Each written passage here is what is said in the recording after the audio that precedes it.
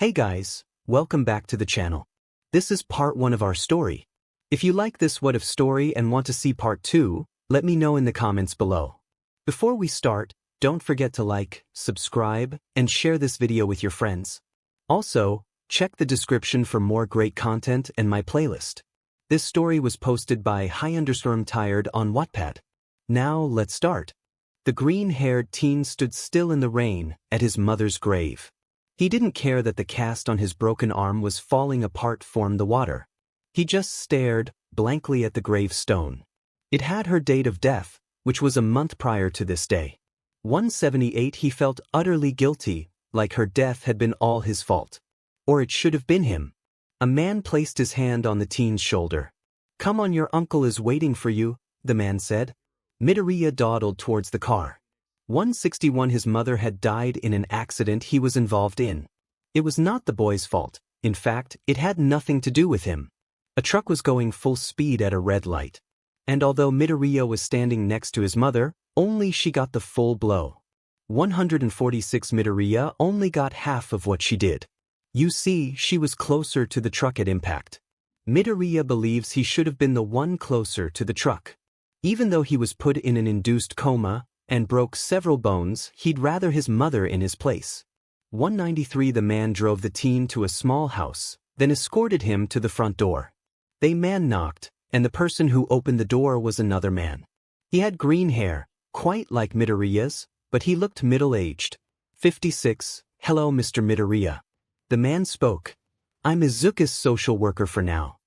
He shook hands with the other man. "Oh, Izuku, you're all grown up. Come in," the man said with a smile. 155. The two were invited into the house. Midoriya sat silently at the table, fiddling with the string on his jumper. The older man sat cups of tea on the table. "Now, Midoriya-kun, you're happy taking in Izuku as your own?" the man asked. 20 Midoriya said. The man slid some papers across the table, then was discussing things with the teen's uncle.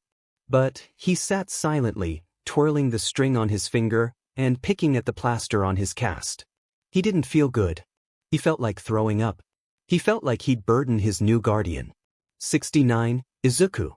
I'm leaving now, buddy. You've got my card. Call me if you need," he said, then he stood up. Midoriya and Izuku waved goodbye to the man, then stood awkwardly at the front door. 75. "Hey, Izuku. You can just call me Hiku," he broke the silence. Midoriya glanced up at his uncle. "Hey." Midoriya mumbled. 162. Hiku ruffled up his hair then walked off into the kitchen. "What would you like to eat? This is your first day discharged from hospital, right?" Hiku mentioned. "Yeah. I don't feel hungry." Midoriya shyly mumbled. 39. "Really? Do you feel sick?" he asked. "A little. Probably from the induced coma." Midoriya mentioned. "Okay, so you don't want to eat at all then?" he questioned. 46. Midoriya just nodded. "Well, I'll take you to your room. Sorry, my house isn't very big." Hiku walked down a passage. Midoriya followed. "My house was a similar size." "I don't mind." Midoriya mumbled. 31. Hiku opened a door. "Here it's not very big," he said. Midoriya gazed into the room as he slowly walked into it.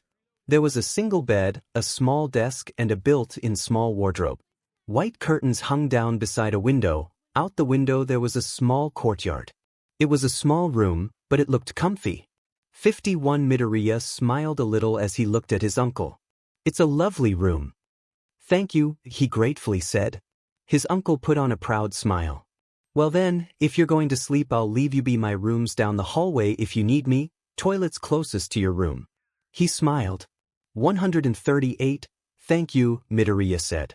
"Bye then." "Oh, and your social worker person said he's taking you to your house tomorrow, so you can get your belongings." Hiku smiled as he closed the door. 65. Midoriya stood still for a moment, then closed the curtains by the window. It was only around 7 p.m., but he didn't feel very well. Truth be told, he didn't want to return home. When he awoke from his induced coma a few days ago, he was told about his mother. Ever since then he hasn't felt well when he thought about her. She was all he had. 76. Returning home would make him feel the same guilt and queasiness, like anxiety that won't go away. His child supporter had told him his uncle was taking him in, since he was the only family Izuku had left. Even though they had only met a few times when Izuku was younger, Hiku felt sorry for the teen. 𝗵𝗃 Midoriya tried to pull his jumper off, struggling when he had to get it past the cast. But the cast slipped off with the jumper. The teen gasped, then stared at his arm. It was bruised but not swollen much. He picked up the cast and stared at it. His arm was thinner than the cast was. He decided it was probably because of swelling going down. 64 He put down the cast, then walked out of his room. He found Hiku in the kitchen, cooking. Uncle Hiku. Izuku mumbled. Hiku glanced over at Izuku with a smile. What's up? He asked. Izuku held up his arm, with a shy expression on his face. My cast slipped off, Midoriya mumbled. Oh. Hiku turned the stove off, then opened one of the cupboards. 33 He took out a bandage and walked over to the young teen. Do you mind if I wrap it up? He said. Midoriya shook his head. They both sat down at the table. Hiku gently held Midoriya's arm and wrapped it up tight. Midoriya tried not to show signs that it really hurt, but Hiku noticed. 60 Would you like some acetaminophen? Hiku asked. Midoriya shook his hands. No, I'm okay. Sorry, Midoriya mumbled. Hiku chuckled and stood up. All right, then you can watch a movie if you'd like, he said. For 52 And so it began. Izuku went to his home and collected his belongings, then settled into his new life with Hiku. He was on bed rest for a week, before he had to go back to school. He had to transfer to a new school, since his old one was too far away. Not that he minded much, he didn't really have friends in his old school. He was bullied by a family friend, Katsuki Bakugo, so everyone stayed away from Midoriya in fear of being the next victim. 91 Midoriya's new school was quite casual, and he was very nervous, but he decided he would try his best to not disappoint his new guardian. And it was Monday, the third week of the last school term before graduation to high school. Midoriya was sitting at his new desk in his new school. He'd had a small introduction before he settled down. No one really paid attention to him, which he didn't mind. Their first class was English in the same room. 23 Midoriya liked English. He found it quite easy even if it were a different language to his own. At his previous school, he did extension work for a couple subjects since he had potential, but this school didn't do them. 162 All the stuff the English teacher talked about made sense to him. He noted down the work anyway, keeping his page nice and neat in the process. At the end of the class, there was a break. At this school, there were 3 lessons a day, each separated by a break each. 210 Midoriya sat silently at his desk. He still didn't have much of an appetite, so he just noted down extra English into his book. The English teacher walked up to him. You're the transfer student. I heard you've missed a month and a bit of school, she said. 1 Midoriya looked up at her and pulled a forced but sincere smile. Yeah. I was in a small accident. Midoriya mumbled. Oh, I hope you're okay now. If you need help, feel free to ask me, she said with a smile, then looked at his book. 34 Hey, you're actually good at English. That's very neat writing, she mentioned. Midoriya looked at his book, then up at her. And not really, but I did extension English at my old school, so I guess I'm okay. Midoriya put on a nervous smile. 101 The teacher seemed happy, as if no one ever took her class seriously. That's great. Well, I'll see you for tomorrow's class, she said as she walked away. Midoriya let out a small huff, releasing the little anxiety he felt when he had to socialize. 197 The break only lasted 20 minutes. Then the bell rung and the students piled back into the class, along with a math teacher. Midoriya also had done extension math, so the material the teacher was teaching seemed quite easy to him. 137 Open your textbooks and do the questions on the board, the teacher said. Midoriya flinched, then slowly raised his hand. While the students chattered and did the work, the teacher walked up to him. You're the transfer student, right? Do you need help with the work? You've missed a little, he asked. Oh, no, I understand the work. I just haven't got textbooks yet, Midoriya shyly mumbled. Ah, I see. They should be in the library. You'll get a letter when they are ready to pick up. 23 The teacher glanced at the person at the table next to him. Momo, can you share your textbook with Midoriya? the teacher said. A girl with black hair pulled into a spiked ponytail looked up at the teacher, then towards the new kid. 206, I don't mind, she said. She stood up, then pushed her table next to Midoriya's and sat back down. The teacher walked over to help other students. I'm Momo Yaoyorozu, you're Izuku Midoriya, right? She said. 40 yes. Nice to meet you. Midoriya mumbled with a smile. Momo stared at him for a bit. He looked a little intimidated. You seem mature. All the boys in this school are perverts. You haven't even looked at my... She trailed off, thinking of the most respectful was to mention her melons. 372? Midoriya innocently asked, tilting his head to the side. She looked at him a bit longer, then smiled and let out a quiet chuckle. Never mind. You seem nice, she said as she opened her textbook in the middle of their desks. 164, thanks for sharing your book with me, he smiled, then struggled to neatly rule up his page. He couldn't hold the ruler down with his bad arm. His injured arm felt horrible when he put pressure on it, even though he was told it was good for healing. He didn't get a new cast. The doctors said he could stay in a bandage, then a sling at night. 15, what happened to your arm? She asked. Just an accident, it's broken. He mumbled with a nervous chuckle. Broken? Shouldn't it be in a cast? She asked. The cast slipped off. The doctor said I was fine without it. Okay, she said. 56 Midoriya thought for a moment, then held his elbow on the ruler. He ruled his page up with a red pen, then grabbed a black pen and wrote down the question. The two of them silently worked on the math, then after around 10 minutes, they both raised their hands. They looked at each other. Are you stuck? They said simultaneously. They both smiled and laughed a little. The teacher stopped in front of their desk. Need help? He asked. Oh, I'm finished the questions, Midoriya said. Me too. Momo added. 75. Oh, I knew Momo would be fast. Do you like math, then? He asked Midoriya, then started checking his work. I did extension math at my old school, so I guess so. Midoriya mumbled. 98. Oh, that's great. Then, you both can work on questions 8 to 16, he said. The two students nodded and got back to work. The bell for lunch went before either of them could finish all the questions. Everyone in the class ran out of the room. 29 Midoriya and Yaoyorozu calmly packed up their things. Then they both pulled out lunches and silently ate. They were the only ones left in the classroom. A girl ran into the classroom, but to Midoriya she was unfamiliar. Not someone he remembered seeing in the class. 9. Momo, why didn't you come to the cafeteria? The girl asked. Because it's too noisy there. It's quiet here, Momo replied. The girl glanced at Midoriya, then stormed up to his table. You're only here to hit on Momo, aren't you, pervert? She spat. Hit. Why would I hit someone? Midoriya choked. No, Mina, it's fine, he's a new student, and he's really innocent. Momo explained. 287, oh, really? She glanced towards the frightened teen. Sorry, new kid. All the boys here are perverts. Are really? He mumbled. Most. But if Momo likes you, that means you're decent. Mina sighed. Momo let out a sigh. Sorry, Midoriya, she does that. It's fine. Where's the bathroom? Midoriya asked. Down the hallway to the left. You'll see signs on the wall. Momo explained. Thanks. Midoriya put away his empty lunchbox, then stood up. He bowed slightly before walking out the classroom and down the hallway. 28 girls to him seemed scary. After Midoriya used the bathroom, he stood by the sink, washing his hands as best he could with a broken arm. It hurt a bit. No, a lot. My new kid.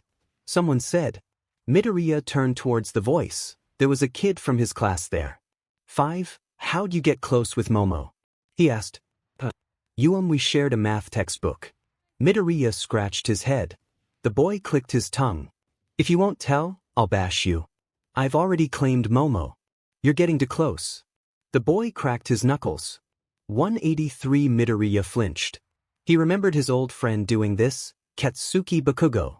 Well, Katsuki only mentally abused him. He never actually hit the boy. Yaoyorozu is her own person, you can't claim someone. Midoriya mentioned.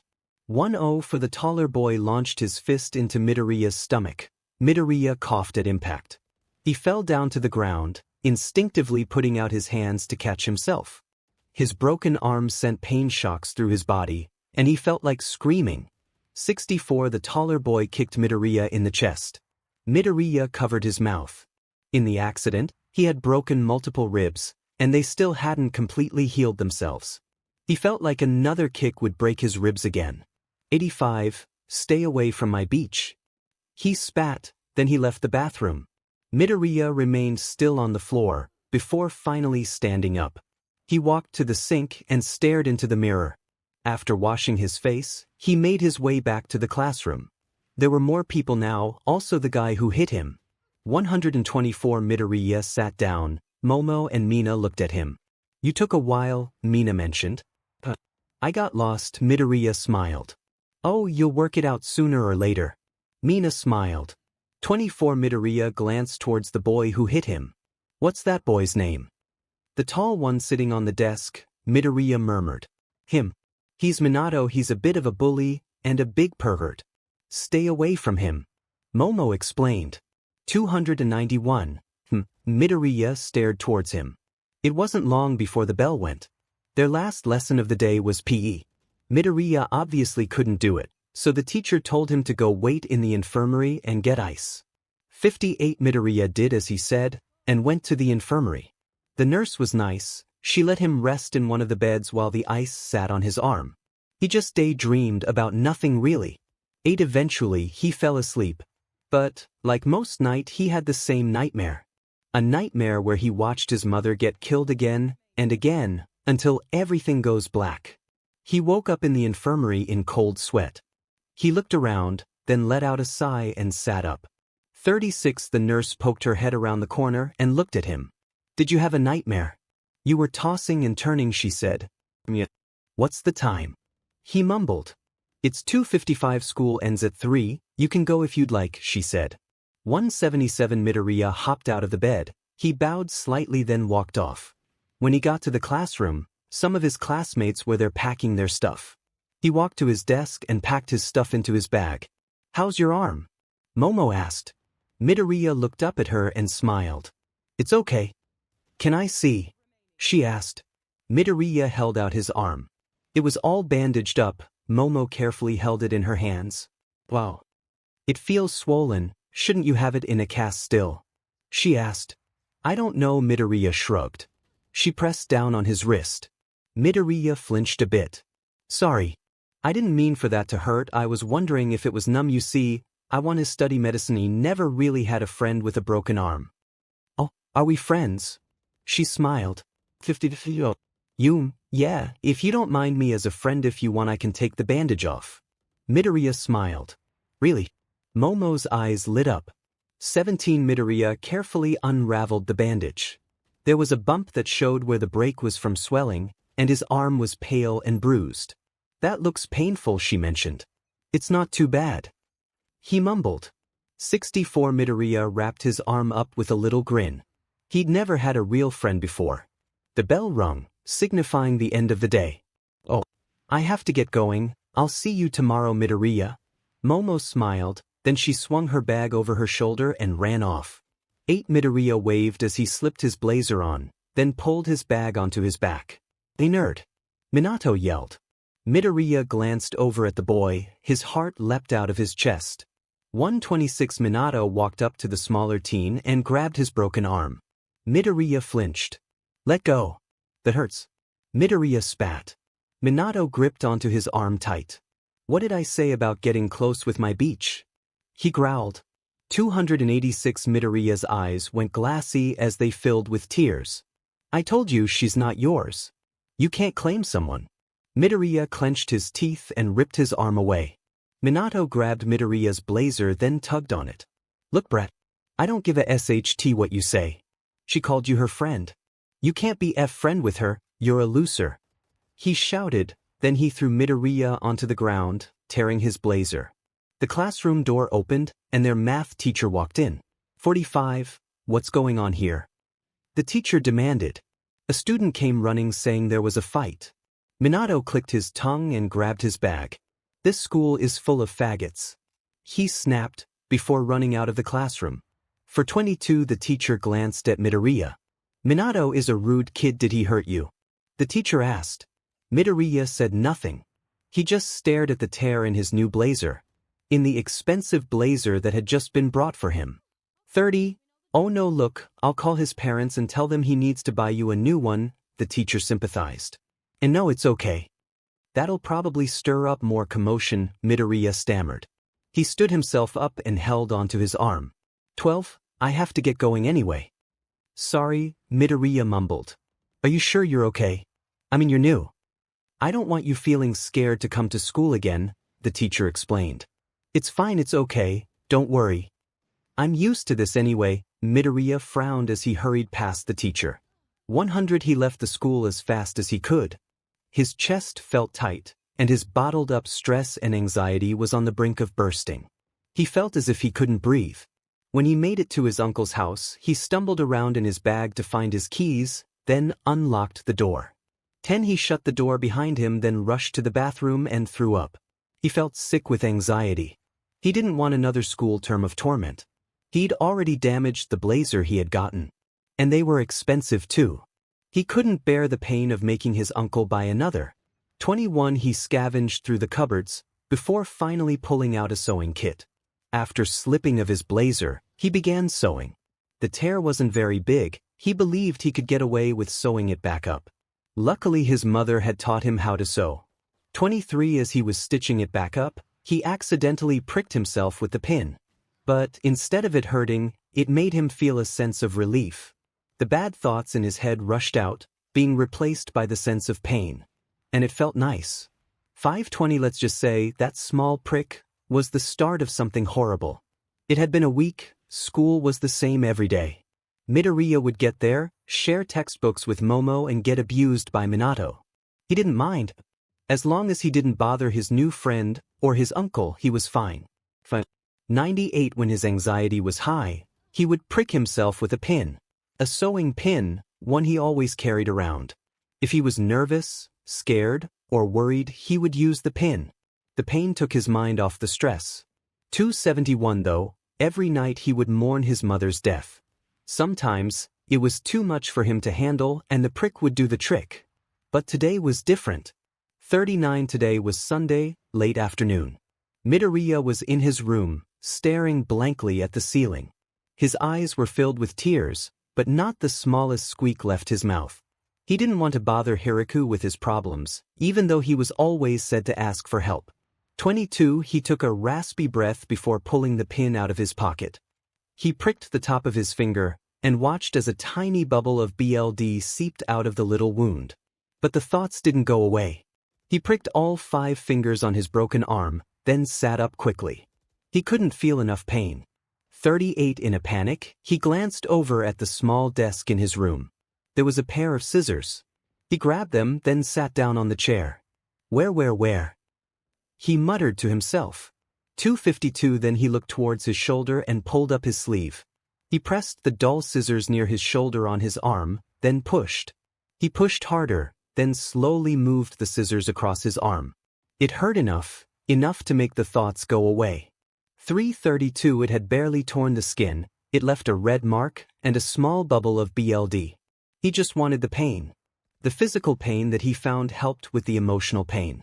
He let out a sigh, then put away the scissors. He went back to his bed and closed his eyes until he fell asleep.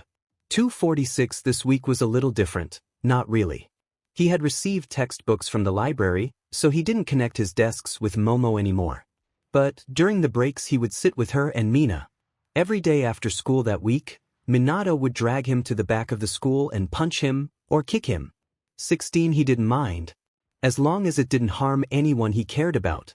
He would stand up for himself, but he was weak. He could only talk back, he couldn't fight. Shitty nerd. Minato snapped. Midoriya flinched.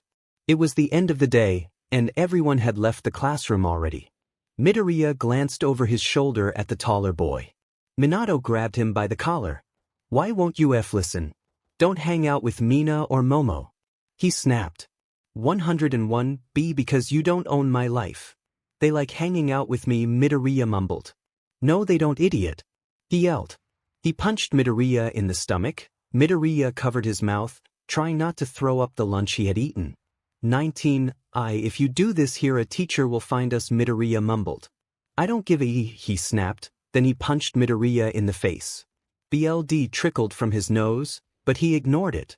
Don't touch my face. My uncle will find. Midoriya said in a monotone. 29. Minato clicked his tongue, as if the comment had made him even more aggravated. Shut up. He hissed as he punched Midoriya in the face again. This time, his vision became impaired, and as soon as another fist flew into his face, he lost his consciousness. 8-5. When his eyes opened, he was still in the classroom, on the floor. He held onto his head as he sat up, then grabbed his phone out of his bag. It was 5 p.m., the same day. He had been out for almost 2 hours. He sat there, processing everything, then gasped and tore his bag off of the table. He ran through the school, then out of it. 3. His uncle finishes work at 5. He ran as fast as he could, despite knowing he was too unfit to run for long, and ignoring how faint he felt. It took him 5 minutes to get home, and when he got there he couldn't see his uncle's car. He stumbled to the door, and fumbled with the keys in his hand, before unlocking the door. 2. Izuku. A familiar voice said. The boy froze in his spot. It was his uncle. He knew if he turned around, then his face would tell the whole story, but his uncle didn't seem interested in his face. He grabbed onto the teen's arm, making him flinch from pain. 73. Midoriya glanced down at his bare arm, where dry blood had covered it. But he didn't do anything. His uncle stared at his arm, where the word in small letters had been carved into his skin. Die. That's what is said. And Midoriya realized that while he was unconscious, his precious body had been tampered with. 183. The word 𝗕𝗂𝘁𝗁 was on the top of his lower arm, and multiple other deep wounds were in his arm, right where all the veins are. Blood was still gushing from one of the wounds. It had hit his vein. Midoriya covered his mouth and started trembling. 34. Did you do this? His uncle calmly asked. Midoriya shook his head. Are you being bullied? You should have told me. He said, as he pulled out his phone and dialed a number. He put the phone to his ear, then hugged Midoriya. 66. Hello. Yes, we need an ambulance at X Street, he said. Midoriya's eyes went wide and he shook his head. Hiku pat the boy's head. Yes, thank you, he said. 48. He put the phone on speaker, then sat it on the steps leading to the house. He sat down on the step and pat the spot next to him. Sit, he said. Midoriya obediently sat. His vision was blurry, but he didn't mention it. How long have you been bullied here?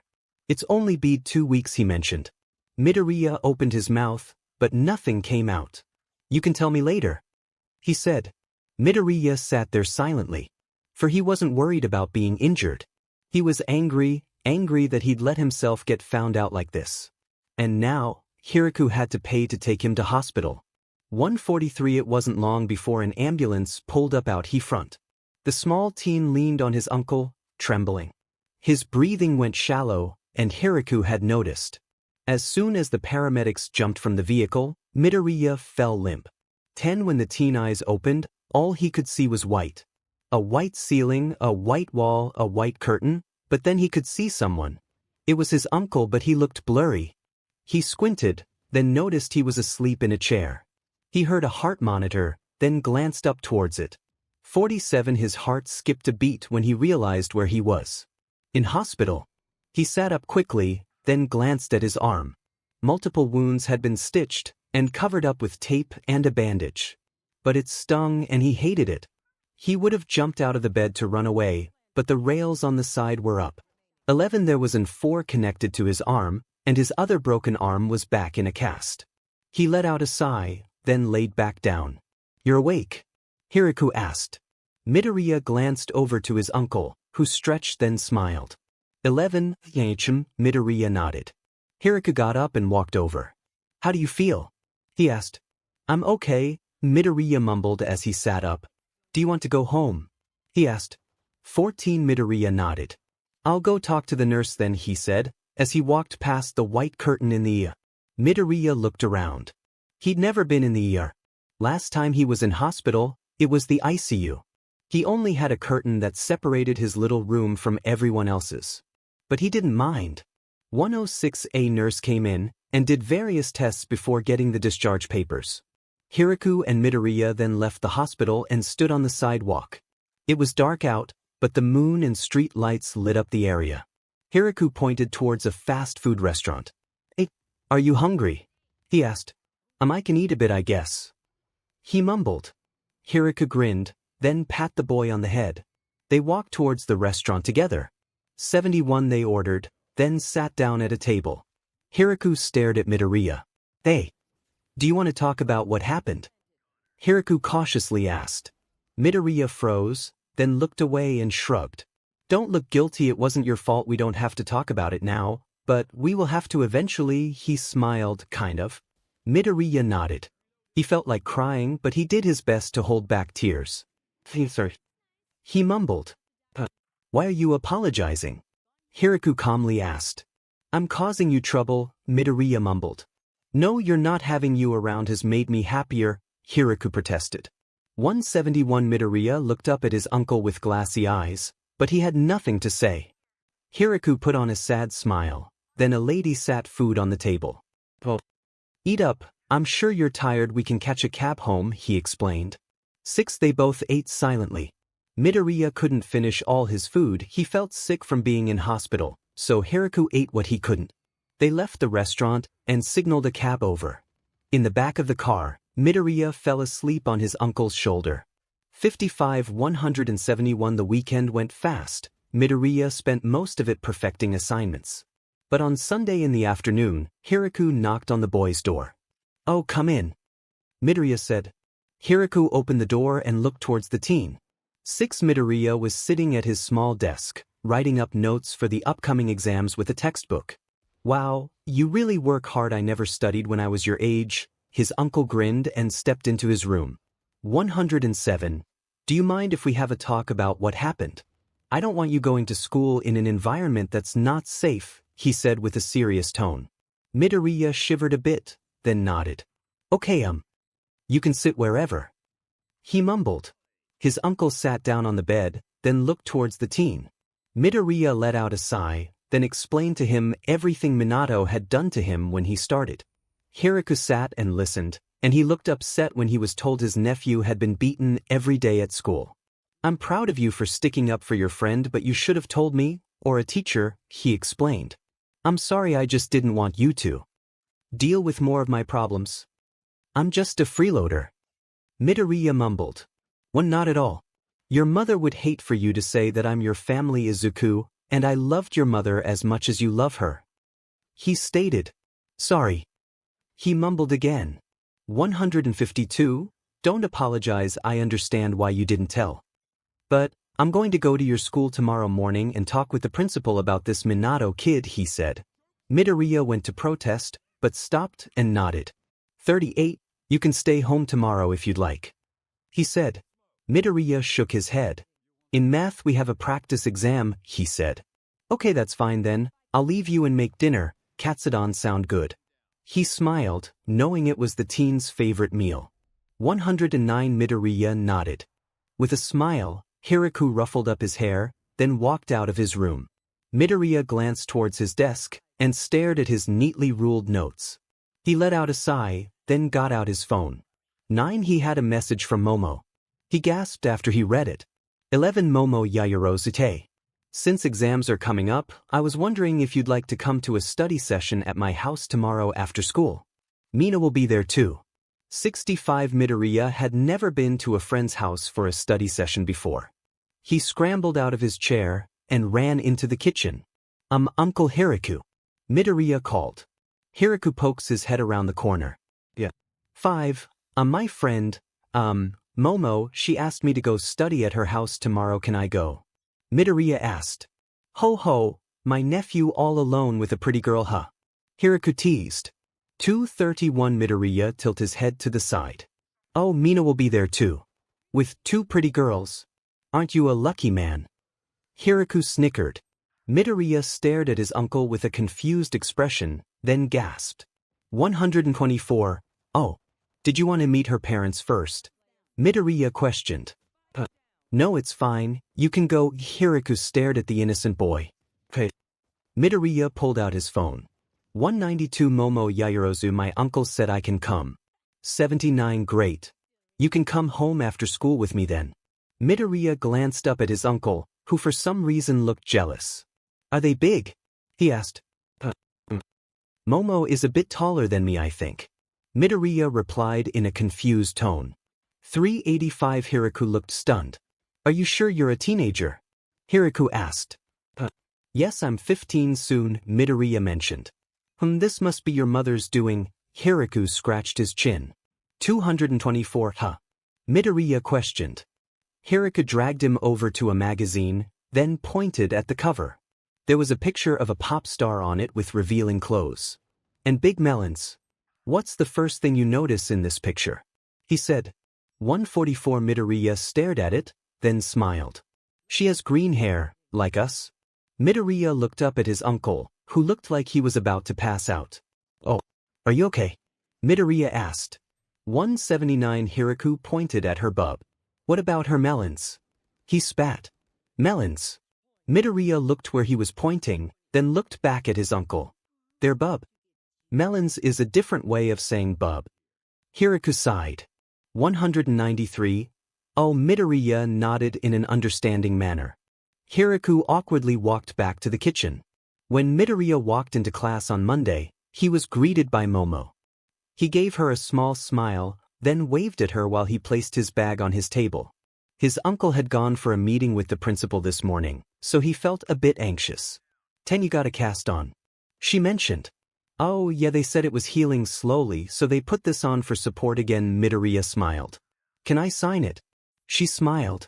Oh, sure. Midoriya sat down and got out a Sharpie. 32 She took the Sharpie and wrote, Momo, on it. Midoriya looked at her name with a smile. He had a friend. It made him happy. Do you have any food allergies? You can stay for dinner tonight. She said. 52. Oh, thank you. I don't have any allergies. Midoriya put the Sharpie away. Okay, I'll let the chefs know. She took out her phone. Chefs? Did she mean her mother? Midoriya shrugged. 2:43 The bell that signaled the start of the day went off, and everyone piled into the classroom. Homeroom went fast. Momo and Izuku spent most of it talking about scientific theories. In English, they handed up assignments, then worked on exam revision. 5 The teacher lectured everyone on how important it was to listen, as the exams determined what high school everyone would go to. Though, it was really easy to get into the local high school and even the private high school. 15 But Midoriya had a different goal. He wanted to get into UA High School. A high school for elite students. Not everyone there was super intellectual, some went there for sport. But to get in, you had to have an average of AB across all subjects, or an average of 80%. 393 Midoriya was a straight A student, so he didn't find it a problem. The reason he really wanted to go there was because it was a boarding school, and their science and math courses looked extremely difficult, or in Midoriya's words, fun. It wasn't hard to get into the school. They take in 100 students a year, or 5 classes of 20.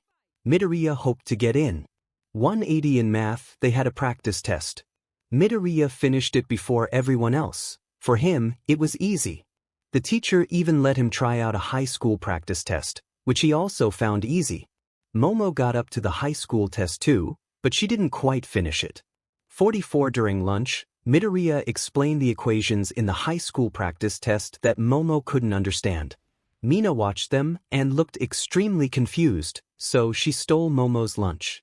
For PE, Midoriya sat down and watched since he couldn't participate. 82 Minato kept sending glares towards Midoriya, which made him shiver.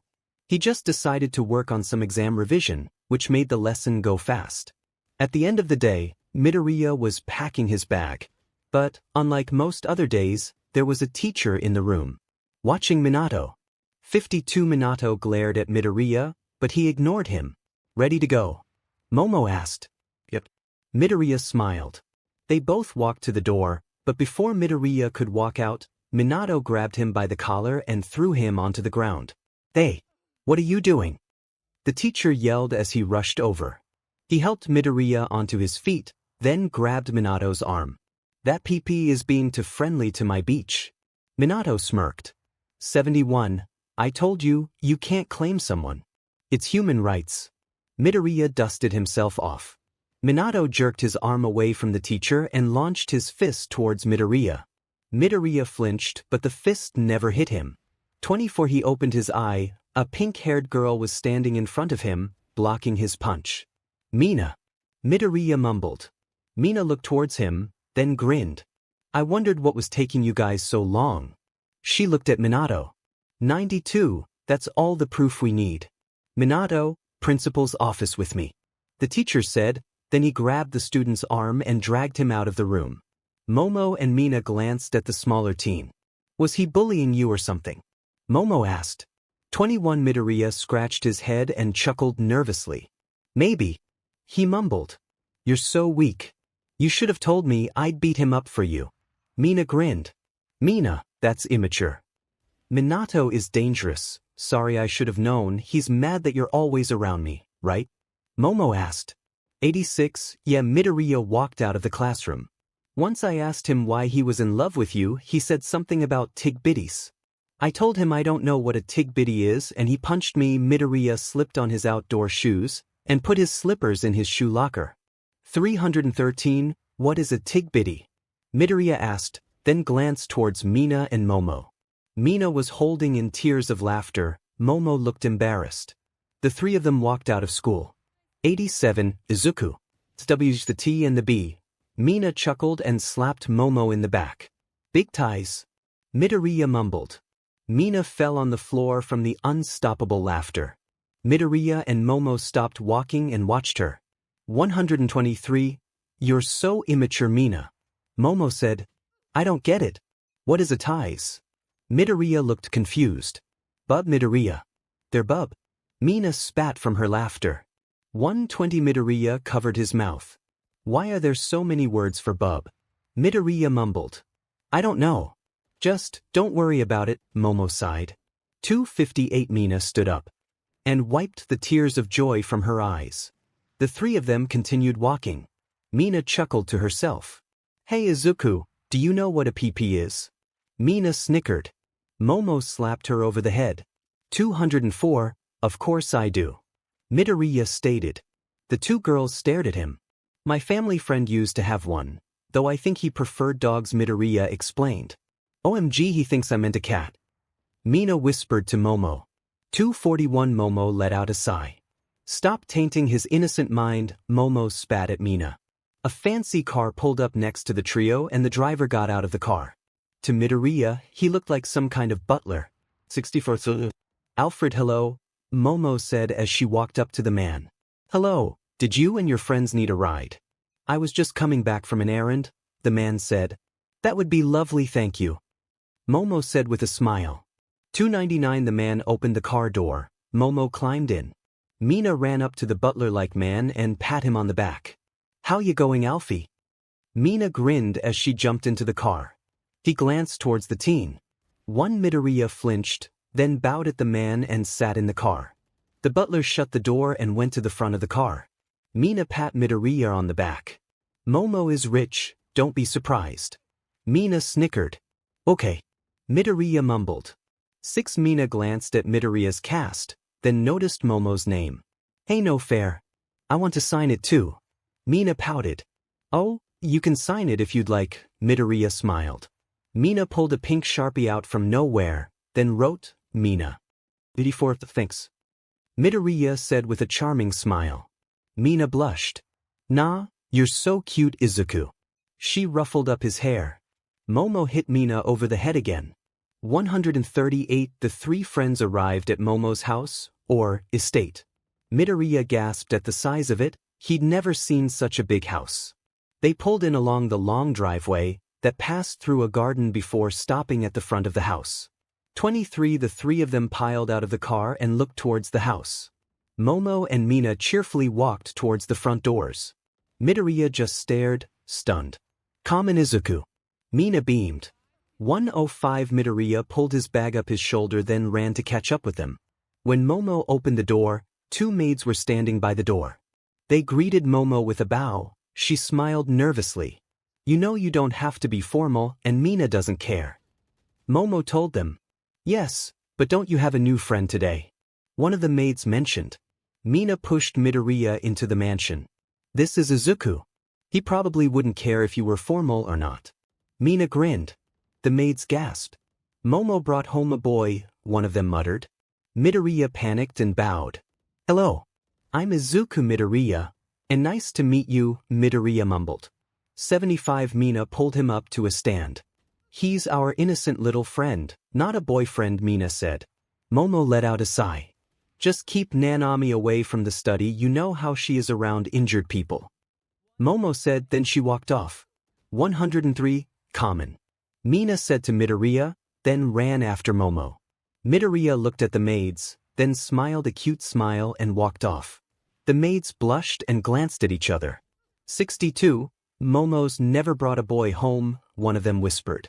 And he's cute too, the other mentioned. They both giggled between each other.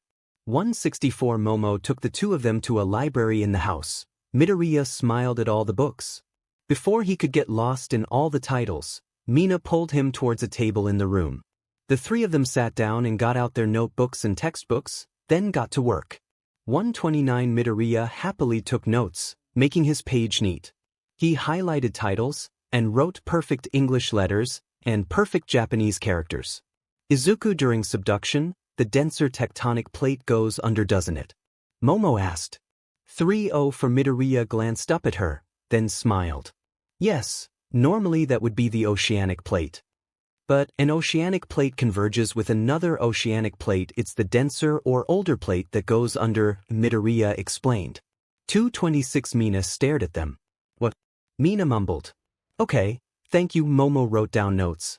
Mina stared at Midoriya, then looked at her math notes. Hey, Aizu, what's the equation for a straight line? Mina asked. 97, in linear relations. Midoriya asked. Yup, Mina said. It's y equals mx plus c. Midoriya smiled. She wrote it down. For 81 Mina smirked, then kept firing questions at him. He answered them all, even if they were equations. Mina, are you making him do homework? Momo asked. Yup. Mina grinned. 40 Momo let out a sigh, then threw an eraser at her head. Do your own work, Momo said. But you asked him a question. Mina complained. That's because I had an actual question, you're being lazy. Momo folded her arm. 23 Midoriya glanced at his textbook, then noted some things down. The door to the library slammed open, making the boy flinch and his pen slide across the paper. A line was across all his appealing work, and he looked devastated. 157 Momo looked towards the door, then gasped. Midoriya, run. Momo mumbled. No, I can't go on, Midoriya mumbled, then he face planted into the table. His neat notes had been ruined by a line. 86, you brought a boy over. It's true. Someone yelled. Midoriya glanced behind himself. There was a girl with neck-length brown hair. Yes, Nanami. Now, please leave, we are busy. Momo looked nervous. 13 The girl glared at Midoriya, then gasped. She picked up his arm that was in a cast. He's injured. She gleamed. Leave him alone, he's fine. Momo stressed. 11 But Nanami had swung Midoriya into her arms and started running off with him. Midoriya looked startled. What's going on? Midoriya questioned. We are not safe here. She stated. Midoriya questioned. 85 Momo and Mina chased the two, trying to catch up. Nanami ran into a room and put Midoriya onto his feet, then she locked the door. Momo banged on it. Why do you have to do this every time? Momo yelled. Hush. Nanami snapped. She dragged Midoriya over to a bed in the room and pushed him onto it. Child. Tell me everywhere you're in pain. She said. I'm not in pain, Midoriya mumbled. I could tell from the way you say that you feel discomfort by your ribs. She said, then she pressed her thumbs on his thorax. He flinched. See? And your arm, you held it weird. She stated, then poked at the stitches on his arm. He winced at the pain and backed away on the bed. 35 Who are you? Midoriya mumbled. But you leg. You have a slight limp. She poked at a few spots on his leg until he jerked it away and rolled off the bed. "What on earth made you so beaten up?" she asked as she crawled to the end of the bed and glanced down at him. 6 outside of the room, Mina glanced up at Momo. "What do we do? He was in some accident, wasn't he? She won't wrap him up like she did to you that one time, right?" Mina shivered. "I don't know. We have to find the key to this room." "Come, let's go," Momo yelled. 18 The two of them ran up a flight of stairs, then down a hallway. They opened a door and walked in. In a safe, Momo found the key for the room, then the two of them ran back down. When they got to the door, they unlocked it, but both cringed when the door opened. "We're too late," Momo sighed. Mina face planted. Midoriya was shirtless, but his thorax was wrapped in a bandage, so was one of his shoulders, one of his legs, and the stitches were rewrapped. "You really don't need to, I'm fine," Midoriya said to the woman. 25, nonsense. She sighed. "But what did I saw about doing this?" Momo said as she walked up to Nanami. "No, Momo, you see this boy has 4 infiltration, though it's minor, it's still important that it's treated," she said. 1. No, it doesn't need to be treated, the severity is so minor it is almost unnoticeable. Midoriya sighed. He knew he had it the whole time and didn't tell his parents. She said. "I don't even know what 4 infiltration is," Momo said. Mina nodded. 23. It's the pathological accumulation in tissue or cells of substances not normal to them or in amounts in excess of the normal. Midoriya explained. "But it's minor. It would have happened during movement while the 4 was in." 115. What the hell does that mean? Mina mumbled. Midoriya unraveled the unnecessary bandages from his body. "These are unnecessary, they can heal without extra support." Midoriya sighed as he pulled his shirt on and struggled to button it up with one hand. Nanami went to protest, but Momo hit her on the head. "Stop scaring my friends. Just because you're the family doctor doesn't mean you need to treat everything." Momo sincerely scolded. 13. Midoriya pulled his blazer on then stood up. "How do you know advanced language when you're just a kid?" Nanami asked Midoriya. He just stared at her, then looked up in thought. "What was advanced?" he muttered. 74. Everyone stared at him. Momo took his hand. "Come on, let's study," she said. She dragged him to the library along with Mina and sat him down. "Ignore Nanami. She's the doctor here and thinks she needs to treat everything. She can be scary," Momo explained. 18. Midoriya shrugged. "I just don't agree with her statement on how intravenous infiltration looks anything like intravenous hematoma. They are both completely different." Midoriya pouted. 69. Momo watched him, then shrugged. "Dunno what that means," she mumbled. Midoriya picked up his phone. There was a message from his uncle. "Oh, my uncle wants me to send through a picture of the 3 of us. Is that okay?" Midoriya asked. 83. "Yeah, I'll take it," Momo said. She took his phone, then went into camera. She took a cute picture of the 3 of them and gave the phone back to Midoriya. Midoriya grinned as he sent the picture through. He felt happy that he finally had taken a picture with people he could call friends. 59. Hiku, back at his house, was curled up in bed staring at the photo his nephew had sent through. "No fair, why does he get to hang out with girls that have big melons?" Hiku complained. He couldn't understand why all the girls avoided the perverted boys in school. And he couldn't understand why his nephew was getting all the cute ones. Third person 2. After around 2 hours of studying, the 3 friends went to the dining room for dinner. The table had 8 seats around it, 2 of which were taken by Momo's parents. The 3 friends sat down at the table. "Mother, father, this is Izuku Midoriya," Momo said. 11. Her mother stared at Izuku, like she was assessing him. Her father grinned. "Nice to meet you. You must be a good man if you're friends with my daughter."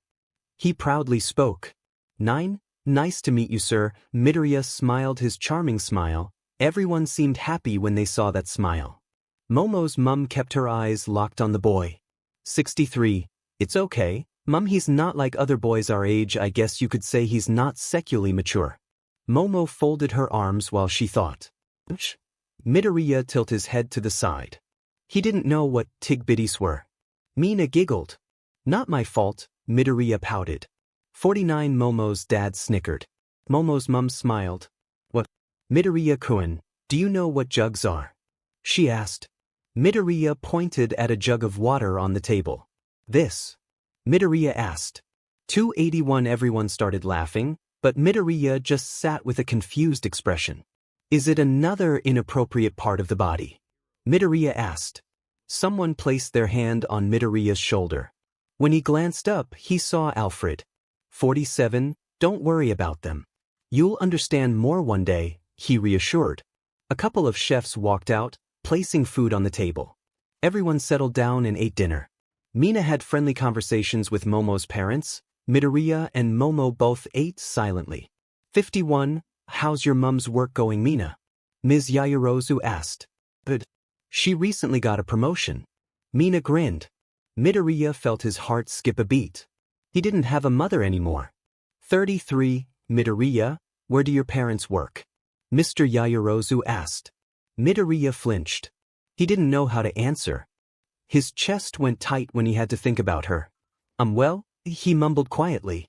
19. Everyone waited eagerly for his reply. I don't have a dad and mum recently passed in an accident. Midoriya said quietly, but loud enough for them to hear. He stared at his plate, afraid he would cry if he looked into anyone's eyes. 46. Momo leaned over and gave him a hug. I'm sorry for bringing up a sensitive topic, Mr. Yaoyorozu sympathetically said. It's okay, it's been 2 months, I'm trying to get over it now. Midoriya put on a sad smile. 32. I'm sorry for your loss. Are you living with your relatives? Ms. Yaoyorozu asked. Yeah, my uncle, that's why I transferred to this school. I like it here. The school is full of nice people. Midoriya smiled. 44. Everyone smiled when they saw his. It was like his smile was contagious. I'm always here if you need to talk. Momo said. Me too. Mina grinned. Oh please, you wouldn't help much. Momo teased. 34. Yes I would. Mina pouted. Midoriya chuckled, as did a few others. 13. After dinner, Midoriya texted his uncle to come pick him up. Midoriya packed up his things, and the 3 friends went out the front to wait. The sun was long gone, and the moonlight was covered by blankets of clouds. Though the lights around the mansion allowed them to see. 3. Izuku, I have a question, but you don't have to answer if it's sensitive, Momo said. What is it? Midoriya asked. The accident, were you in it too? Momo asked. Midoriya didn't speak. It was silent for a while, but Midoriya opened his mouth to speak. Yeah, Mum and I were hit by a truck that ran a red light. I was in the ICU for a while, and an induced coma for a few weeks. Broke a couple bones. Mum died at the scene, Midoriya explained. It was silent. All that was heard was the quiet whistle of the wind that made the teen's hair flail. 56. You must have been through a lot, Mina said. Momo nodded in agreement. Midoriya smiled at his friends, making them smile back. The sound of tires on asphalt made its way towards them. He glanced towards the noise. 36. Oh, it's my uncle, Midoriya said, then he looked towards his friends. Thank you for having me. I had a good time. Midoriya smiled and bowed slightly. No need to be formal, thanks for coming. Momo smiled. 3. Midoriya waved as he walked off to the car and climbed into the passenger seat. Why are your friends like, probably the most popular girls in the school? Hiku pouted as he drove off. 55. I don't think they're popular. My school doesn't really do a social hierarchy with popularity, Midoriya mumbled. Really? That's strange. Well, wanna get ice cream on the way home? Hiku grinned. 172. Midoriya nodded happily. Sounds great, he said. 322. The rest of the week was full of exam revision. Minato had been suspended for a week and came back on the day of exams. You'd wonder why he wasn't expelled. That's because his family donates to the school. He gets privileges. 210. Midoriya did his best to enjoy his time without getting assaulted every day, but he couldn't stop mourning his mother's death. He thought about it too much. It had basically taken over his life. 29. Monday had come fast. It was the day he had his first exam of the week. It was a math one, and even though he understood everything, he was nervous. He sat at his desk, fiddling with his thumbs while the teacher handed out the test and explained the rules. They had 2 hours to complete it, then they could go home. 26. Midoriya opened up the test and stared at the questions. He picked up his pencil and scribbled equations everywhere, or circled the correct answer. He understood all the questions and finished within the first 40 minutes. He raised his hand, and the teacher walked up to him. "Hey, I'm finished," Midoriya whispered. "Have you looked through it?" The teacher asked. Midoriya nodded. 3 times. "Oh, then, you can go quietly." The teacher picked up his exam. 60, "Don't I have to wait for everyone else to finish?" Midoriya asked. "Not at the school. When you finish, you leave." The teacher smiled. "Hey," he said as he silently packed up his stuff and stood up. 87, he bowed slightly to the teacher before leaving the classroom. He walked to the supermarket and picked up some groceries, then walked back home. That night, he cooked up dinner for his uncle before he got home from work. They sat down and ate together. Hiku was going on about a pretty girl that was single. 22 Midoriya just listened with a smile. "How was your exam?" he asked. "Easy. I finished in 40 minutes, I think." Midoriya grinned. "What? I CK at math." Hiku stabbed a potato. 129. "Really? I think it's easy." Midoriya sipped his water. "If you get 100%, I'll give you 10,000 yen. Around 135 Australian dollars, 92 US dollars, Hiku grinned. "What? I'm too confident that I got 100%, you don't have to give me anything." Midoriya shook his head. 142, "I will." "Anyway, what high school did you want to go to?" he asked. "Oh, I want to go to you." Midoriya smiled. "Do it. That really elite school?" he asked. "Yeah." "Is it too expensive?" Midoriya asked. 11, No, not at all. I'm a businessman. I've got more money than you'd think." Hiku smiled. "Really? But you're not good at math?" Midoriya asked. "I'm okay at math. I'm better at strategies, marketing, you know," he explained. 46, "Oh, okay, that's why you don't have a partner." Midoriya looked up and thought. "Are you calling me dumb?" Hiku sulked. No, I'm calling you busy." "You're busy, right? I'll make dinner for the rest of the week." Midoriya smiled. 111, "Oh, okay," Hiku smiled. Midoriya cleaned up after dinner, then walked off to his room and studied. Hiku bursted through the door, making Midoriya flinch and draw a line over his neat notes. 63, "Does that mean you're leaving me all alone?" "You're going to dorm there?" he asked. "Yeah, if I get in." Midoriya mumbled. "But I'll be so lonely." He cried. "You can get a girlfriend, can't you? Then you won't be lonely. Plus, I'll come back on weekends and holidays." Midoriya smiled. 71, "Oh, a girlfriend. Do you think I'm too old for kids?" Hiku asked. How old are you?" Midoriya asked. 32 foot. Hiku grinned. "Oh, really? I thought you were older. You were 18 when I was born." Midoriya mentioned. 186, "Yup. Your mum was 20 foot." He smiled. "Then, go find a girlfriend or something. I don't know how relationships work." Midoriya chuckled. "You should get one in high school too. You're quite the cute teenager." Hiku waved, then disappeared from the room. 262, the school year went quick. Midoriya got 100% in all his exams, and top score in his school. Momo had an average of 97%, and Mina had 84%. All 3 of them surprisingly were going to UA for the entrance exam. Mina was going for sports, though. 102, excitingly, they all got in. All into Class 1A as homeroom. Midoriya had the highest score in the entrance exams, and had to make a speech at the opening ceremony, which he was super unprepared for. Though, he was happy to be with his friends. 59, third person. 233, Midoriya was standing on a stage, in front of a crowd of 200 people. Parents, students, and teachers. He didn't understand how time had moved so fast. As he remembered, it wasn't long ago that he was studying for exams with his friends. Now, his cast was off and he was only in a tight bandage. 25, because he had the top entrance examination scores, he had to do a speech. He was left on the stage with eyes gazing at him, but he pulled the mic to the right height and took a deep breath. 3. Good morning, ladies and gentlemen. It is my honor to stand up here today to welcome all the new students to their first year of high school. I'm sure we have all worked very hard to be here today at this elite school, and you should all be proud of your achievements. Midoriya started. It was easier than he thought. 13. This fall, we have 100 new students joining us. 40 of them are sport-focused, the remainder are general courses. Of the 1,238 people who did the entrance exam for this school, these 100 students are the ones who passed, with the top scores. That is a great achievement in itself. The crowd cheered. Midoriya smiled. 17.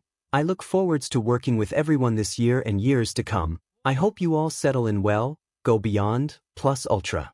Everyone in the crowd cheered and clapped, but Midoriya felt like an idiot for saying the school's slogan. The principal made him. 2:26. The rest of the entrance ceremony were people talking about what happens at the school. The last talk was about the day. Today was a day for settling in, people meet their roommates, unpack their stuff and explore the school, or whatever they want. Since it was Friday, that was also how the weekend would be. 35. At the end of the ceremony, Midoriya found his uncle in the crowd. Do you remember your room number? Hiku asked. Yes, it's room 201, Midoriya said. The two of them followed the signs around the school and walked down the hallways of the dorm building. There were suitcases by all the doors because they were delivered by the workers. 14. They eventually made it to room 201. Hiku handed the boy an ID card. It had Midoriya's face on it, and room number, and other details. Midoriya tapped it on the door and walked in. Hiku grabbed his suitcase and rolled it into the room. 21. Midoriya looked around the room, his mouth dropped. They were standing in a small kitchen/dining room. There were 4 other doors spaced out around them. I thought it was just a small room for a couple people. Midoriya said, So, this is big. Hiku said. Midoriya glared at him. You said a naughty word. Midoriya murmured. Hiku covered his mouth and smiled. You're just like your mother, he chuckled. 3:28. Midoriya pouted and looked through all the doors. There was a bathroom with a shower and bath, and a separate bathroom with a toilet and a washing machine/dryer. There were 2 identical rooms with a bed, desk and closet, as well as a door that led to a balcony. 5. I felt like I'm living in my first home, Midoriya mumbled. Wow. Hiku smiled. Midoriya, I got you a gift. Midoriya glanced over at his uncle. It's your birthday tomorrow, isn't it? He handed Midoriya an envelope and a wrapped-up box.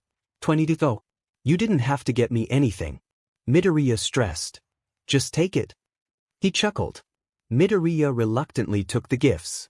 Do I open it now? Midoriya asked. 20. Hiku mumbled. Midoriya sat down at the kitchen table and unwrapped the box. It was the latest smartphone. He gasped and glanced up at his uncle. Isn't this expensive? Midoriya asked. 30. Yes, but your current phone is from the Stone Age. Midoriya smiled. I'll have to set it up later then, Midoriya said. Yup. After you settle in here. Hiku grinned. 1:11. Midoriya opened up the envelope and took out a card. The front of it said, To my cute little nephew. Midoriya cringed. Why do you always call me cute? Midoriya asked. Have you looked in the mirror? Hiku ruffled up the boy's hair and chuckled. 3:14. He opened up the card, and a lot of paper fell out. They were coupons for pizza and food of all sorts. Oh, thank you, Midoriya smiled. Midoriya happily read through the card.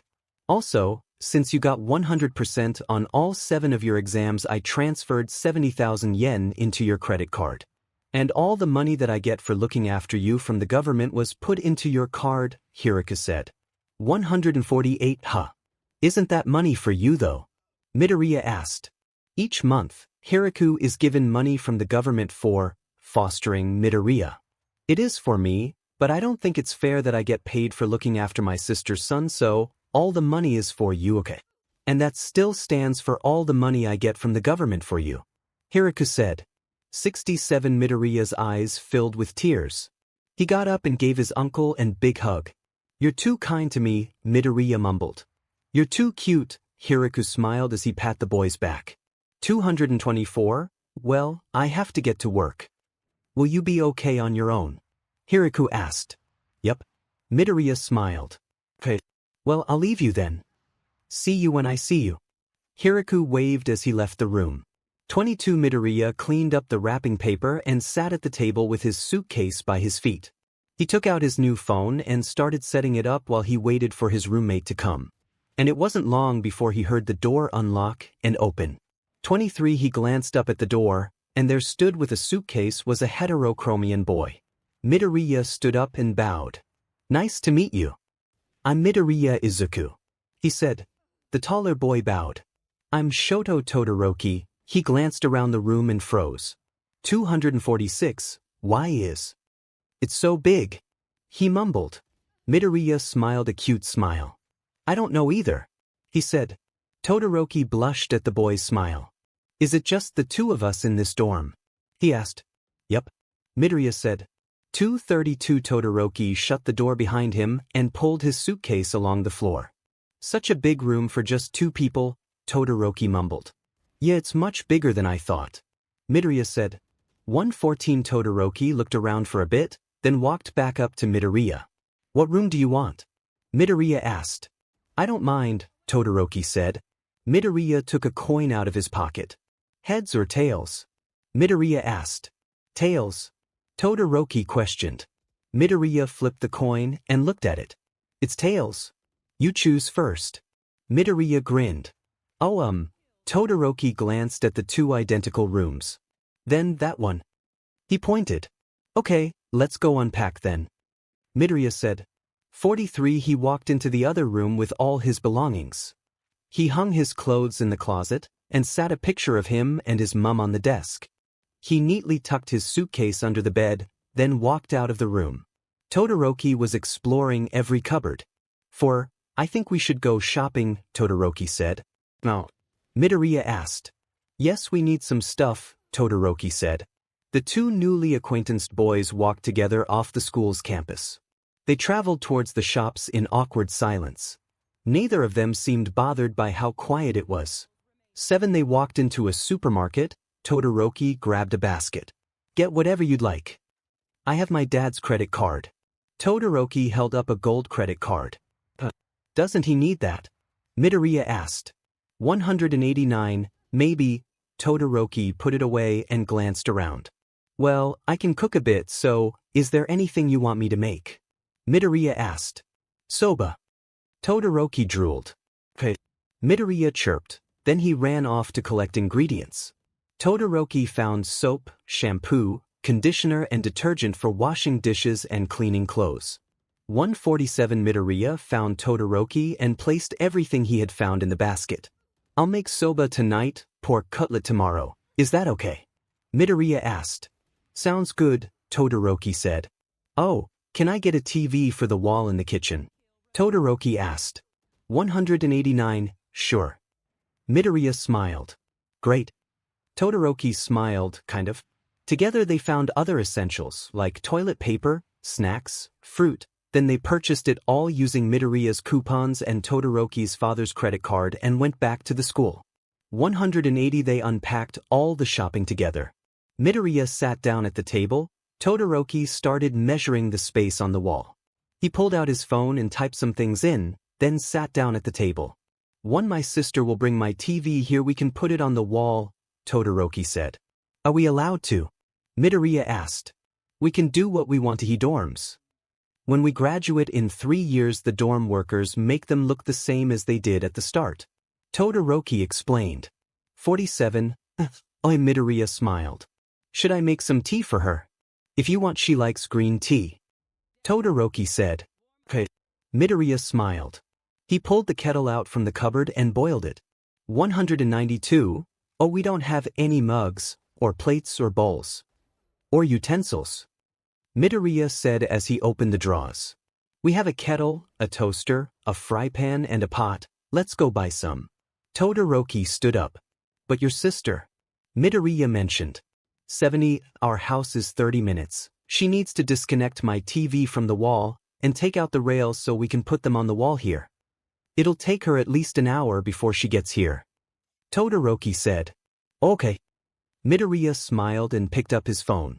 30 They caught an Uber to a mall, then went to the closest store. They picked out 4 dark gray mugs and matching bowls and plates. They found the cheapest utensils, then got some glass cups and anything else they needed. Should we go to another store and get quilt covers for our beds? Midoriya asked. 41. That's a good idea. Todoroki said. They purchased the items, then went to another store. Midoriya picked out a pastel green cover with little lines on it, while Todoroki picked a blue/white one. They got another pillow for the bed, then traveled back to the dorms. 44. They neatly put away all the utensils, then walked into their rooms. Midoriya felt like he had just moved into a house with a stranger, but the stranger was someone he felt strangely comfortable with. He put his new pillow slips onto his two pillows, then picked up the plain white quilt that was provided by the school. 26. He managed to put his quilt cover on, though it hurt his arm. He made his bed neatly and sat down on it. It was surprisingly comfortable. He almost felt like sinking into the bed. But a doorbell sound rung through the dorm house and he jumped up. 13. Both the boys walked out of their rooms. Todoroki opened the door, where a white/red-haired girl stood with a TV by her feet. Hello, Todoroki said. He picked up the TV and carried it in. The girl followed him and shut the door behind her. 2. She looked over at Midoriya and gasped. Your roommate is the top student. She mentioned. It is. Todoroki looked at Midoriya. I slept through the entrance ceremony. The girl slapped him over the head and sighed. 186. Nice to meet you, Midoriya. My name is Fumi Todoroki. She bowed. Midoriya bowed. Nice to meet you, he said. 6. Fumi put her backpack on the table, then pulled rails out for the wall. Where do you want it? She said. Todoroki pointed at the wall. She walked up and measured the area, then pulled out a screw gun. Midoriya nervously went and made tea. 40. Fumi put the TV up, then connected a console to it. Todoroki just watched the whole time. Midoriya made tea and sat it on the table with biscuits. Fumi sighed and sat down. Thanks for the tea. She smiled. 16. No worries, if you want anything else let me know. Midoriya smiled. Will do, thank you. I wish Shoto was a good boy like you. She pouted. I am a good boy, Todoroki frowned. 2:30. Fumi chuckled. Midoriya, do you have any siblings? She asked. No, I'm an only child. Midoriya smiled. Really? That must be nice. I have 3 brothers, 2 of them are ratbags. Shoto is very quiet. She sipped on her tea. 120. Midoriya glanced at Todoroki, who also looked towards him. Midoriya smiled sweetly. Todoroki blushed. Why do you smile like that? Todoroki asked. Like what? Midoriya questioned. Like, really cute. Are you seducing everyone? Todoroki looked up and began to think. No, that's just how I smile. Midoriya tilted his head to the side. Oh, shut up, Shoto. Your roommate is cute in general. Fumi sighed. 167. I'm not that cute. I can be handsome too. Cute is too girly. Midoriya pouted. Both the siblings stared at the boy's pout, then looked at each other. Cute, they simultaneously said. 141. Midoriya crossed his arms and sighed softly. Well, he mumbled. Well, I have to go. Shoto, come with me for a sec. I've got something in the car for you. Fumi said. Okay. Shoto mumbled. 51. Nice meeting you. Midoriya smiled. Thanks for the tea, she said as she picked up her backpack and swung it over her shoulder. She opened the door and walked out. Todoroki got up and walked to the door. 3. See you in a bit. Todoroki mumbled. He walked out of the door and ran up to his sister. Please, Shoto, do not fall for your roommate, Fumi said. They both walked into an elevator. 103. What? I'm not gay. Todoroki stated. I know you dated that kid, Takeroku, that came over all the time. I saw you making out. Fumi crossed her arms. Todoroki's face flushed red. What? You PPNGTM. And I not gay, I'm bi. Todoroki pouted. 286. Not my fault. Anyway, you being gay doesn't bother me. Just don't fall for your roommate, he's probably not gay. Fumi mumbled. I don't want my little bro heartbroken now, do I? She ruffled up his hair and smirked. 85. Stop teasing me. I can deal with heartbreak. Todoroki sighed. Fumi opened her car and pulled out a bag, then gave it to him. Take this, share it with your roommate. And don't sleep in class, she said. 52. Yeah, by then, Todoroki started walking off. "Oh, and Dad wants his credit card back," she yelled. Todoroki flipped her off then ran away as fast as he could. When Todoroki got back to the dorm, Midoriya was cooking up soba. "What are you making?" Todoroki asked. "𝗧𝗵𝗲 𝗵𝗃, is that what you want?" Midoriya looked up at him with a smile. Sounds good." Todoroki smiled. "Good." Midoriya cracked an egg onto a pan with one hand. "So, did you get full marks on the entrance exams?" Todoroki asked. "Yeah." Somehow Midoriya looked towards him. What did you get?" Midoriya asked. 99%, Todoroki looked up as he thought. "I couldn't remember if phi was 1. 618 or 1. 681 foot, oh, it's 1. 618 foot Midoriya smiled. "Oh, I did that one. I wonder what I got wrong then." Todoroki shrugged and got 2 bowls out. 226 he sat them on the small bench, then glanced at Midoriya. The smaller teen looked deep in thought. He chopped up spring onion, then looked up at Todoroki and smiled. "It's ready now," Midoriya said. 2 he served up the bowls then handed one to Todoroki. Todoroki took it with a smile, then sat it on the table. "I'll get water," Todoroki said. "Okay," Midoriya said as he walked to the table and sat down with his bowl. 7 Todoroki sat a cup of water in front of him, and chopsticks next to him. The 2 of them ate silently, then Todoroki washed up. Midoriya wiped over the table and made sure the bench was clean. "Do you want to play Mario Kart?" Todoroki asked. 35. Sure. Midoriya grinned. They sat in the chairs. Todoroki turned on the TV and got up Mario Kart. He handed Midoriya a controller. "How do you play?" Midoriya asked. "Hold down 2 and turn the remote to move," Todoroki explained. 53. Okay. Midoriya glanced up at the screen. Todoroki picked Rainbow Road and put a tiny smile on. Though, unlike what Todoroki believed would happen, Midoriya came first easily. He only fell off once. And he did it using one hand. 140, you've played before? Todoroki questioned. Nope. I just figured out that turning correctly depends on your speed and the degree you turn at. Midoriya smiled. Then why did you play with one hand? Todoroki mumbled.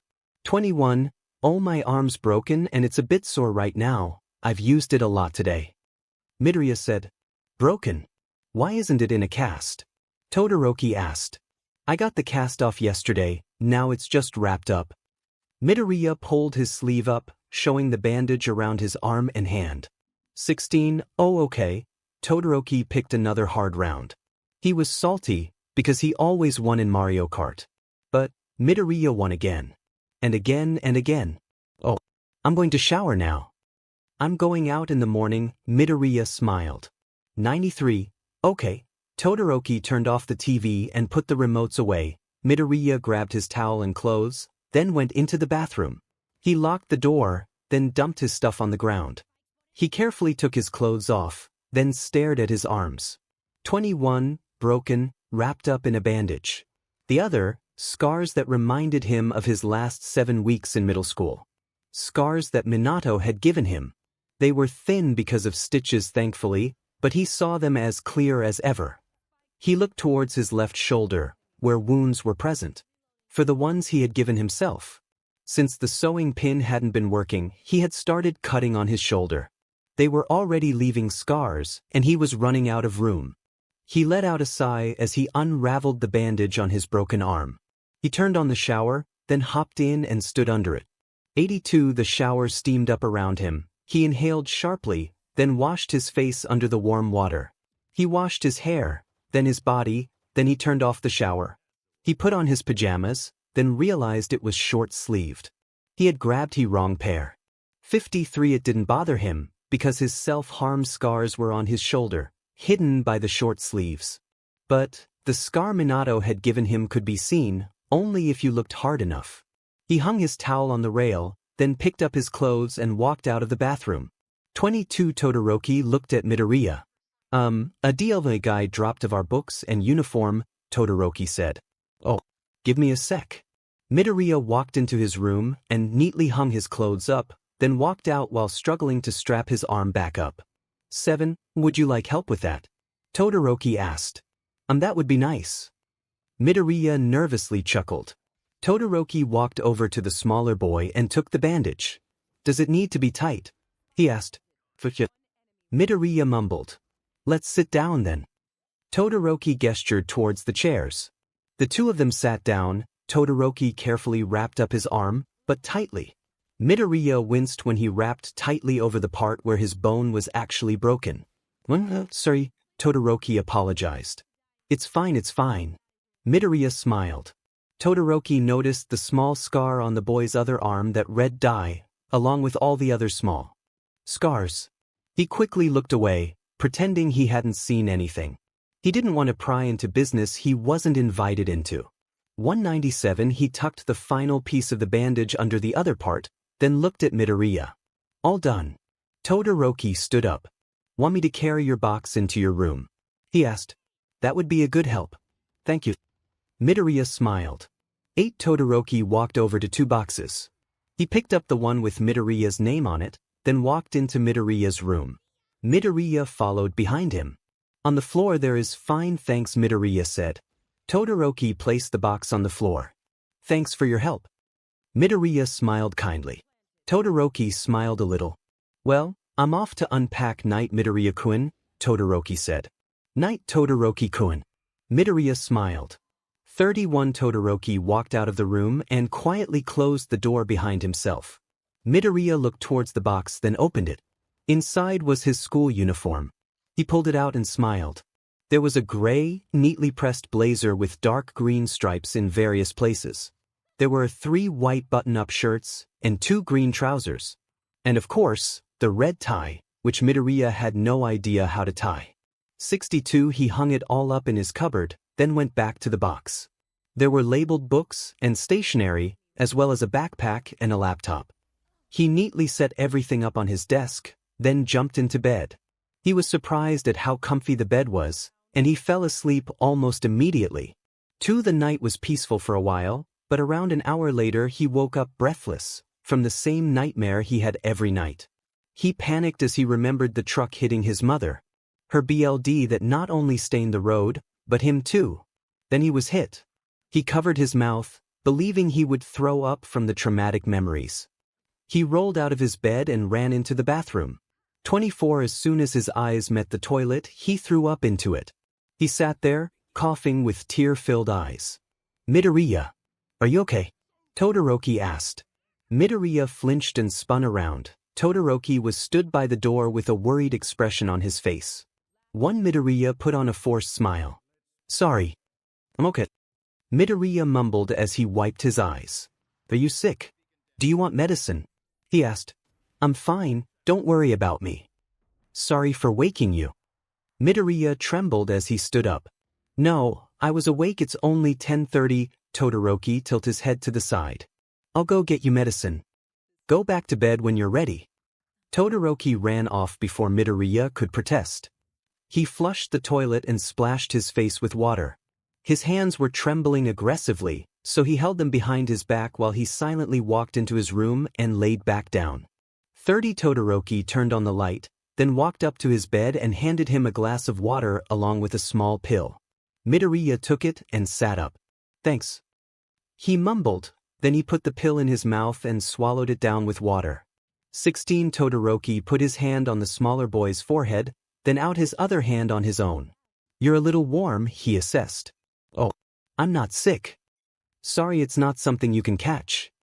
Midoriya mumbled. I know. You had a nightmare, didn't you? You were sleep-talking a bit. I could hear you when I was in the kitchen. Todoroki took the cup from him and placed it on the floor. He looked up at the smaller boy and noticed he looked terrified. I'm sorry. I promise I won't tell. And you don't have to tell me anything you don't want to say, okay? Todoroki reassured, but Midoriya started trembling again. Midoriya held his hands together, trying to make them still. Midoriya, I know a breathing technique that should calm you down if you'd like to try it. Todoroki calmly said. Why? Midoriya mumbled. Breathe in through your nose until there's no more room in your lungs. Then breathe in again through your mouth, hold it for a second, then exhale. Todoroki explained. 209 Midoriya did what he said, and let out a shaky breath. Again. Todoroki smiled. Midoriya did it again, then again, and sure enough, his hands stopped shaking. There, try get some sleep, yeah. Come get me if you need help again. Todoroki said. 55 He stood up and to the door. Night. He said, then he turned off the light, quietly closing the door behind himself. Midoriya sunk into his bed. He felt stupid for already dragging his roommate into his personal problems, but before he could argue much more, he fell asleep. And that night, he didn't wake up again or have any nightmares. Midoriya had woken up early that morning and caught a bus to the cemetery. He stood in front of his mother's grave with flowers in his hand. I got into you. He smiled as he laid the flowers next to the stone. 6. My roommate seems really nice, but I think I might burden him too. I'll do my best, because that's what you wanted. I'll try to be happy for you, though my heart aches with sorrow, because I miss you dearly, Midoriya mumbled. 185 He clapped his hands together twice, then bowed and prayed. He soon left the cemetery, stood at the road. He swallowed, then looked both ways and crossed. When he made it to the other side, his chest felt like bursting. He never managed to calmly cross the road. 56 He walked into a mall and walked around. His phone started buzzing, making him flinch. He pulled it out of his pocket and looked at it. His uncle was calling. He pressed the answer button. Hello. Midoriya mumbled. Happy birthday. Hiku yelled through the phone. 25 Midoriya smiled. Thank you. Are you spending time with your girlfriends today? Hiku teased. 2. No. I visited Mum, now I'm getting stuff for the dorm. Midoriya looked around the mall. What? You should eat junk and have fun with your friends. Hiku scolded. 33. I'll take some cream bread back to my roommate. Midoriya said. Buy a cake. I'll send you money. Hiku said. A cake? No. That's fine, I'll just get cream bread. Midoriya stressed. No. A cake, and send me pictures or I'll come with one myself. Hiku demanded. 135. Okay, I'll buy a cake. Midoriya sighed. Good, well then I'll let you go. See ya, he said. Goodbye, uncle. Midoriya smiled. He hung up and walked up to a bakery. There were a few cakes. He looked for the cheapest one and found a small chocolate cake. He brought it, then walked out of the mall. He was going to call Todoroki and asked if he wanted anything, but realized he didn't have his number yet. 32 Midoriya went to a bus stop, then hopped on a bus that went back to the school. He looked at the time, it was already 11 a.m. He sighed and looked out the window. He fiddled with his thumbs, but kept his arms wrapped around the box that was on his lap with the cake in it. 2. After around 30 minutes, the bus approached his school, so he pressed the stop button. He got off the bus and walked back to the dorms. He tapped his ID on the door and walked in. Todoroki was playing Mario Kart. He looked over at Midoriya. Welcome back. Todoroki said. Hello. Midoriya said as he sat the box on the table. Do you like sweets? Midoriya asked. Yeah. Todoroki tilted his head. My uncle told me to buy a cake, would you like some? Midoriya asked. Sure, is it your birthday today? Todoroki asked. Yeah, Midoriya chuckled. Oh, then happy birthday, he put his thumb up. 80 Midoriya opened the box and took the cake out. Thank you. Midoriya smiled. He took a picture of the cake, then sent it to Hiku. He walked over to the little kitchen, got out a knife and plates. 9. How much would you like? Midoriya asked. I don't mind. Todoroki stood up and got 2 forks. Midoriya cut 2 slices from the small cake, leaving a bit more than half left. Maybe I'll go see if Mina and Momo want some. He mumbled to himself. 11. He sat the 2 slices on the plates, then sat one in front of Todoroki. Todoroki sat a fork by Midoriya's plate. Thanks for the food. Todoroki said. Midoriya smiled and dug into the cake. He loved birthday cakes, they were his favorite. 33. Todoroki stared at Midoriya's satisfied expression. He thought the boy looked adorable. It wasn't long before Midoriya finished his slice. He looked upset when he noticed it was all gone. He pulled out his phone and texted Momo and Mina. 13. Group chat. Momo Y. Mina A20 hello. Would you like some cake? Mina is typing. Mina, hell yes. What's your room number? 201. Are girls allowed in boys' rooms? Mina, our room is in the same building, we are room 210. 16-0. Well, that's good. See you soon.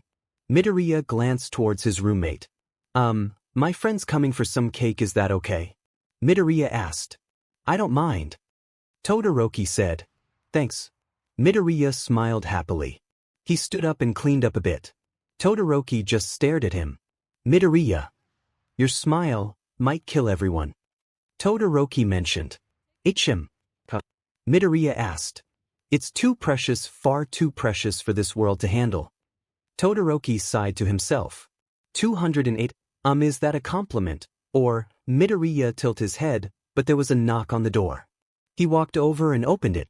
Mina ran into the room and hugged Midoriya. It's our little child Momo. Look, I think he's grown. Mina yelled. 25. Momo sighed and walked into the room. Sorry Izuku, she said. Hello Momo. Midoriya smiled. Momo. Todoroki murmured. Momo looked over at Todoroki and gasped. Shoto. She said. Wow, you've changed a bit, Todoroki said. As have you. She said. Well, at least I know Izuku isn't rooming with an idiotic pervert. Midoriya gasped. Naughty word. Idiot isn't a naughty word. Mina protested. 87. Midoriya covered Mina's mouth. Would you say idiot in front of a principal? So it's a naughty word. Midoriya pouted. He's done it again, Todoroki mumbled. Done what? Momo asked. 49. Them innocent faces. They could end the world. Todoroki mumbled. I know, right? Momo mumbled to him. Midoriya looked over at them, cluelessly. Oh, would you like some cake? He smiled. 56. Yes. Mina cheered. Midoriya got out plates and forks, then cut them both slices. Wait, is it your birthday? Momo asked. Yep. Midoriya smiled as he handed them both a plate. Why didn't you tell us sooner? Momo quickly got out her phone. Please take the cake, my arm's broken and it hurts to even touch anything and I feel like it'll snap again. Midoriya continued muttering from the pain in his arm. Todoroki took the plates and sat them on the table. Thanks. Midoriya sighed and held his arm. SHD. It's your birthday and I haven't gotten you anything. Mina said. Naughty word. Midoriya pouted. 213. The two girls sat down and scoffed the cake. We will be back. Mina yelled. They both ran out of the dorm. Midoriya crossed his arms. Geez, they didn't even apologize for saying a naughty word. Midoriya pouted. 36. Todoroki stared at the boy, then chuckled quietly. I can see why you're Momo's friend. Todoroki rested his cheek in his hand. Oh, how did you meet her? Midoriya asked. Our parents are business partners, we've known each other since we were kids. Todoroki explained. 3. Midoriya smiled. That's cool. Are they tired to make us fall in love by sending us on dates? But neither of us were interested in each other, Todoroki sighed. Really? Lots of the boys in middle school liked her for some reason, Midoriya smiled. 22. Because of her body and wealth. Todoroki explained. Body? Why body? Midoriya questioned. People normally are interested in certain body types. Don't you have aspects in a person that you would go for? Todoroki asked. 43. Nope. I've never dated, but I think I'd go for their personality. Midoriya grinned. You're too innocent for this world, Midoriya, Todoroki sighed. How so? Midoriya asked. 110. If you're not careful, you'll be snatched by someone who will only love you because you're cute. Todoroki stated. Okay, I'll keep that in mind. I'm definitely not cute. I can be handsome too. Midoriya smiled. 41. Todoroki face planted. Third person. 36. Todoroki and Midoriya played Mario Kart for a while and ate snacks. Around 2 hours after the girls had left, there was a knock on the door. Midoriya got up and opened the door. Happy birthday. Mina screamed. Midoriya flinched at the sudden loud noise. 11. Happy birthday. Momo smiled. Thanks guys. Midoriya invited them in. Mina carried in a big bag, and Momo carried heating trays. We brought you food and presents. Momo said. You didn't have to do anything. Midoriya shook his hands in the air. Too late. Mina grinned and sat the presents on the chair. Momo sat the trays on the table. There's enough for all four of us, Momo smiled. Midoriya's eyes filled with tears. You guys, he sobbed as he pulled them both into a hug. Happy birthday, shorty. Mina smiled. I'm not short, Midoriya complained. 3:27 their afternoon was spent playing games, opening presents, and eating food. They all had a good time, but the time came where the girls had to go back to their dorms. Todoroki and Midoriya both got ready for bed, then said goodnight before retiring to their rooms. It wasn't long before Midoriya had fallen asleep, but the nightmares came fast. He woke up as soon as the truck smashed into him. He sat up, gasping, and clenching onto his sheet. Every night, the scene played in his head seemed to get more violent and scarier the more it was played. 23 He hoped to himself that he hadn't disturbed Todoroki. His hands were trembling again. He tried the breathing technique Todoroki had showed him, but it didn't work. He got up, put on some slippers, then walked out onto the balcony. He stood there, staring up at the stars. 11 It was rather cold out, but he didn't really notice. Mum, why were you taken from me? He mumbled as a tear rolled down his innocent cheek. Before he knew it, he was crying. He covered his face with his hands. He felt like screaming. Inside his head, thoughts were bouncing around, blaming him for her death, or saying it should have been him instead. He tugged at the green locks on his head, desperately trying to make the thoughts go away. Todoroki opened his door and looked towards the smaller boy. He pulled the blanket off his bed and walked up to Midoriya, wrapping the blanket around his shoulders. 7 You'll get sick, would you like to talk? Todoroki quietly asked. Midoriya looked up at his roommate with tear-filled eyes. Todoroki frowned, then guided him into his own room and sat him on the bed. What's wrong? You don't have to tell me if it's personal. Todoroki sat in his chair. 24th Sorry. Just a nightmare, Midoriya mumbled. Again. Todoroki questioned. 𝗵𝗲𝗄. I think I'm traumatized, he mumbled. Sorry. If it's a sensitive topic then you don't have to talk about it, but you can if you want, Todoroki smiled reassuringly. 2:17 Midoriya looked into the distance as he thought, then he looked at Todoroki. I will keep having nightmares, so I should tell you, but I don't want to burden you with the weight of my problems. Midoriya mumbled. 8 I don't mind, I'll try help you, we are roommates after all. Todoroki said. Midoriya sat silently for a bit, then let out a little sigh. 51 A couple months ago, I was in an accident with my mum, a truck hit us both, she died. But I always have nightmares replaying the scene. My mum dies, and I get hit. Midoriya rubbed his broken arm in slight discomfort. That's horrible, I'm sorry for your loss. Todoroki sympathized. I'm sorry that you have to deal with me, thanks for last night. 2 Midoriya pulled the blanket further over himself. 2 I don't mind though, you shouldn't suffer in silence. There are people that can help you, Todoroki said. Yeah. Midoriya mumbled. You can lay down in my bed, I'll go get some hot chocolate, okay? Todoroki stood up. 133 Thank you, Todoroki. Midoriya mumbled. It's fine, he said as he walked out of the room. He stood in the kitchen while he made hot chocolate, and he thought about the poor boy. 7 He felt sorry for Midoriya, because he knew what it was like to suffer from trauma. He held his hand over the burn scar on his face. Though he was happy his mother was still alive, he still felt he had to help Midoriya, in some way. 92 He carried 2 hot chocolates into his room, but when he got there, Midoriya had fallen asleep. Todoroki smiled, and quietly placed the 2 mugs on his desk. He pulled a futon out of his cupboard and rolled it onto the floor, then turned off the light. Sleep well, he whispered as he tucked Midoriya into bed, then crawled into the futon. 1:24:14 The next morning, Midoriya was the first to wake up. He sat up and stretched, then looked down at Todoroki. He gasped and looked around the room, noticing it was not his own. Todoroki's eyes fluttered open. He glanced up at Midoriya and smiled. 5 Morning, he mumbled. I am sorry. I fell asleep accidentally. You should have slept in my bed, you didn't have to sleep on the floor, or you could have woken me up. I'm sorry. Midoriya continued apologizing. Oh hush, I don't mind. I prefer futons over beds, Todoroki stretched. But still, I fell asleep in your bed. Midoriya panicked. It doesn't bother me, don't freak out anyway, I'm going to go shower. Todoroki rolled up the futon and threw it into the cupboard. 86 While Todoroki was in the shower, Midoriya tidied Todoroki's room and cooked up breakfast. Todoroki walked out of the bathroom with a towel around his waist. Smells nice, he mentioned. 71 Pancakes, Midoriya said, then he looked at Todoroki and blushed. No fair, why do you have abs?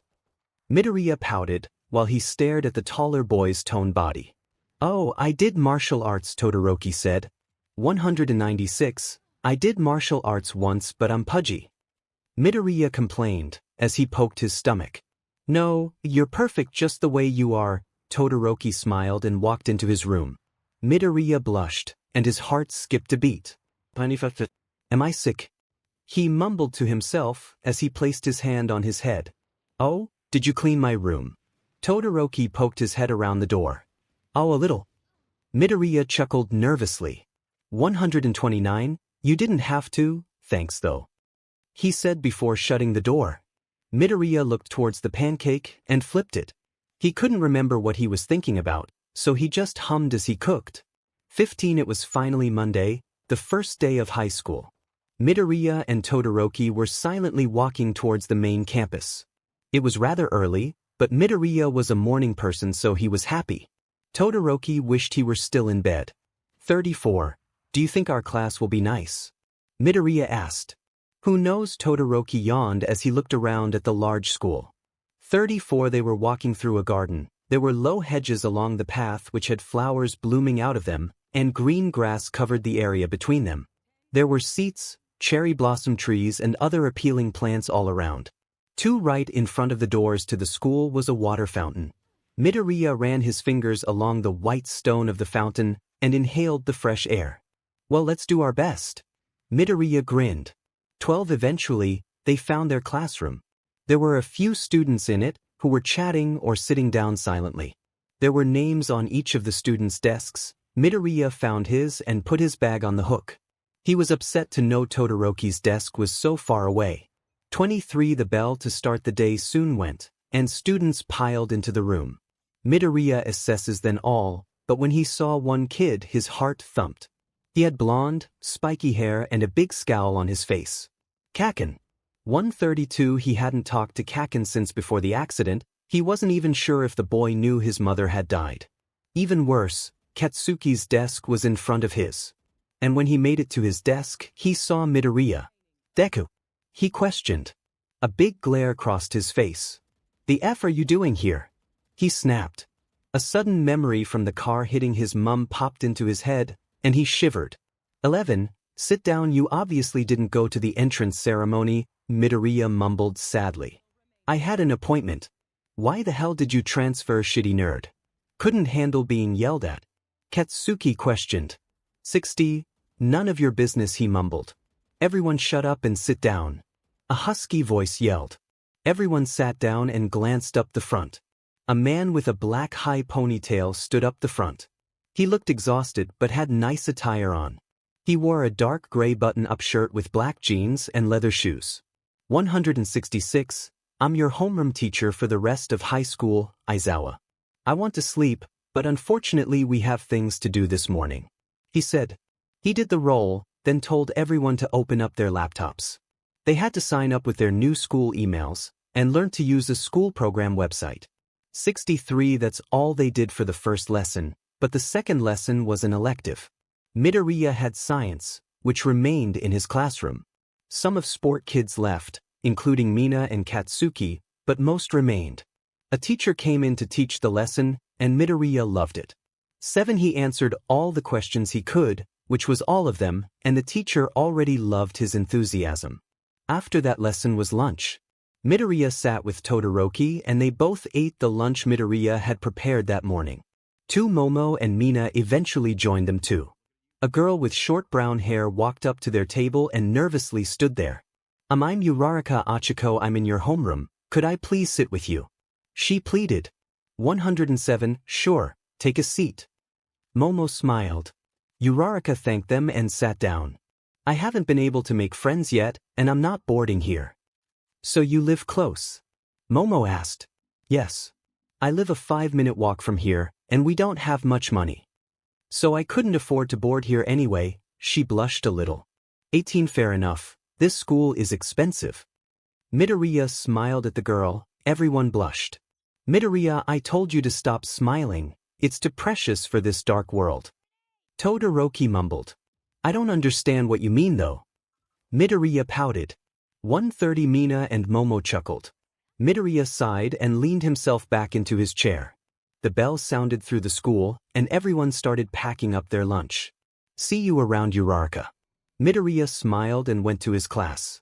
His final lesson of the day was math, and once again he was answering all the questions. He completed all the set work neatly into his book, then got extension work to do. The day ended much quicker than he thought it would, and he started packing his stuff at the end of the day. Midoriya. A voice called. Midoriya spun around. Aizawa was standing at the door, looking at him. Can you come with me? Bring your stuff too, he said, or demanded. 45. Yes, sir. Midoriya said as he swung his bag over his shoulder. He looked at Todoroki. I'll see you later, you don't need to wait for me, he said, then he walked up to Aizawa. Come with me, Aizawa said as he walked off. Midoriya followed the man, nervous as if he'd done something wrong. He took Midoriya into the staff room and sat down in a small lounge area. Take a seat, he mumbled. Midoriya sat down on the other couch. Aizawa took out a clipboard and looked at a sheet of paper. You're expelled, he said. What? Midoriya gasped. Aizawa snickered, then smiled. Just kidding, that was worth your reaction. Aizawa smirked. 394. Midoriya sighed. So I'm not expelled. No. I brought you here because we seem to have made some mix-ups in your personal details. Your dad isn't Hiku Midoriya, is it? Aizawa asked. No, he's my uncle, but my guardian, Midoriya explained. Okay then, what about Inko Midoriya? She's your auntie? He asked. Midoriya flinched, then looked down. She's my mum. But she passed away a couple months ago, so Hiku is my guardian, Midoriya explained. Aizawa remained silent for a bit, then wrote some things on the sheet. Then you're my problem child now? Aizawa asked. What does that mean? Midoriya asked. Do you have mental health issues? He asked. 224. I don't know. Midoriya mumbled. Oh then. Aizawa wrote down on a blue sheet and sat it down on the table between them. Go see the school doctor and get a mental health care plan. 57. Midoriya mumbled. Right now. Then bring me back the results, so I can keep an eye on you. Aizawa said. Oh. Okay. Midoriya took the sheet and stood up. See you later. Aizawa laid on the couch and went to sleep. 65. Midoriya awkwardly left the staff room and looked around. He had no idea where the school doctor was. Midoriya eventually found the doctor. She likes to call herself Recovery Girl. When Midoriya showed her the paper Aizawa had given him, she started asking him lots of questions. Some personal, others were just general. 13. He had to fill out a sheet and circle the things that applied to him. In the end, she wrote things down on an online sheet and printed it off. She stood next to him and showed him the sheets of paper. 6. You have anxiety, PTSD and depression, and I fear you could be developing a psychosis-related issue. Come to me once every fortnight. I'll send you an email when I want you to come in, she explained. 391. Oh, okay, thank you for your help, Miss Midoriya smiled. No problem, have a good afternoon, she said. Midoriya bowed, then left the room with the sheets of paper. 6. He felt confused as to why he had depression, but decided it did make sense in the end. He already knew he had anxiety. It was diagnosed when he was younger. But PTSD. Thinking about that made him scared. Sometimes it can take a long time for help to work with that illness. 19. He knocked on the door to the staff room, and a teacher that he'd never seen opened it. I am here to see Aizawa, Midoriya mumbled. Come in, he's on the couch, she said. 8. Midoriya walked in. She took him to the couch where Aizawa was asleep. She poured her cup of water over his head. He opened his eyes and glared at her. Want to die? He growled at the other teacher. 125 Midoriya gasped at the naughty word he had said. A kid is here to see you, she poked her tongue out. He looked at Midoriya and sat up. Sit down, Aizawa said. The other teacher walked off. 30 Midoriya sat down and stared at his now soaked homeroom teacher. Can I see the papers? He said. Midoriya handed him the papers. He skimmed through them. Oh, you self-harm. Aizawa glanced around the boy. 92 Midoriya flinched, then nervously nodded. Not often, he mumbled. That's fine. I'm not going to yell at you, so you're one of the problem children in the class, Aizawa said. What does that mean? Midoriya asked. 50, well, you've got some kind of problem that I'll do my best to help you with.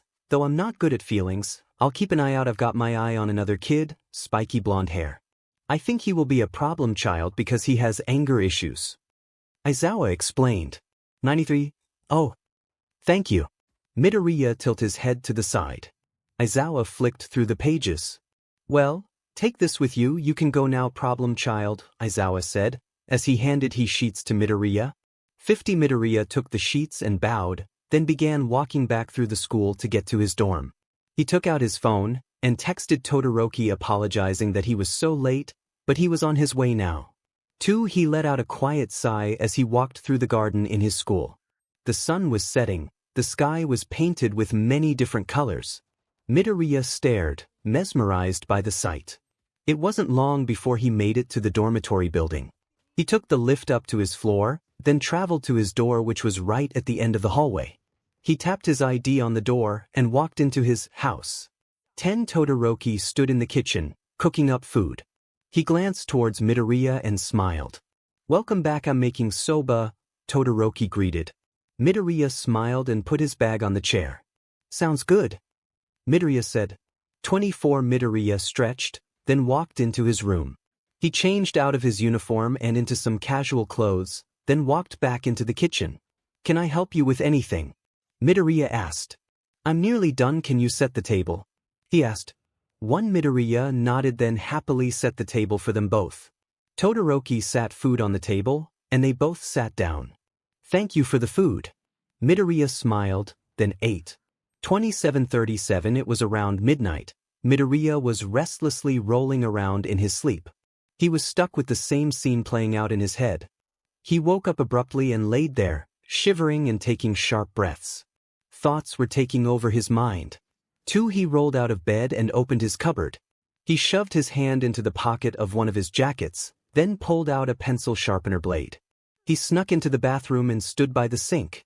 After slipping his long-sleeve pajama shirt off, he placed the blade on his shoulder and pushed it into his skin. 193. He dragged it along his arm with a little bit of pressure, so it pierced the skin. As it did, he let out a raspy breath. He stared at the small wound, as little drops of blood formed where the skin had broke. The thoughts didn't stop, so he worked on the same cut. 5. He was making it deeper and deeper, and though it hurt, he hadn't noticed how deep it was. It took a while before he snapped back to reality, and he realized just how bad the cut was. He hadn't hit any major veins or arteries, but blood was dripping out and not stopping. He panicked. 10. He grabbed some toilet paper and wet it with the faucet water. He wiped the blood that was already going down his arm, then held the wet paper on the wound. It stung, and he was only really feeling it now. 66. He flushed the bloody paper down the toilet, then poked his head out of the bathroom. He sighed when he didn't see Todoroki. He picked up his shirt and rushed to his room. He closed his door behind himself and went to his cupboard. 20. He put the blade away and grabbed microport tape from his cupboard and placed it over. The still bleeding wound. Blood soaked through the tape. He panicked and put a couple layers on, then pulled his shirt back on. 160. He laid in his bed and stared at the ceiling. He didn't feel tired at all. He felt too scared to sleep anyway. He spent the rest of the night unable to sleep, too scared to sleep, and in the end only got a few minutes before dawn. 10. The next morning, Midoriya decided to get out of bed earlier than usual. He hadn't gotten more than a wink of sleep and was sick of lying around. He was cooking up breakfast for Todoroki and himself, though he was half asleep. 1. You're up early, Todoroki said as he walked out of his room. Midoriya glanced over at the taller boy and smiled. Yeah, he mumbled. You look exhausted. Did you have a bad sleep?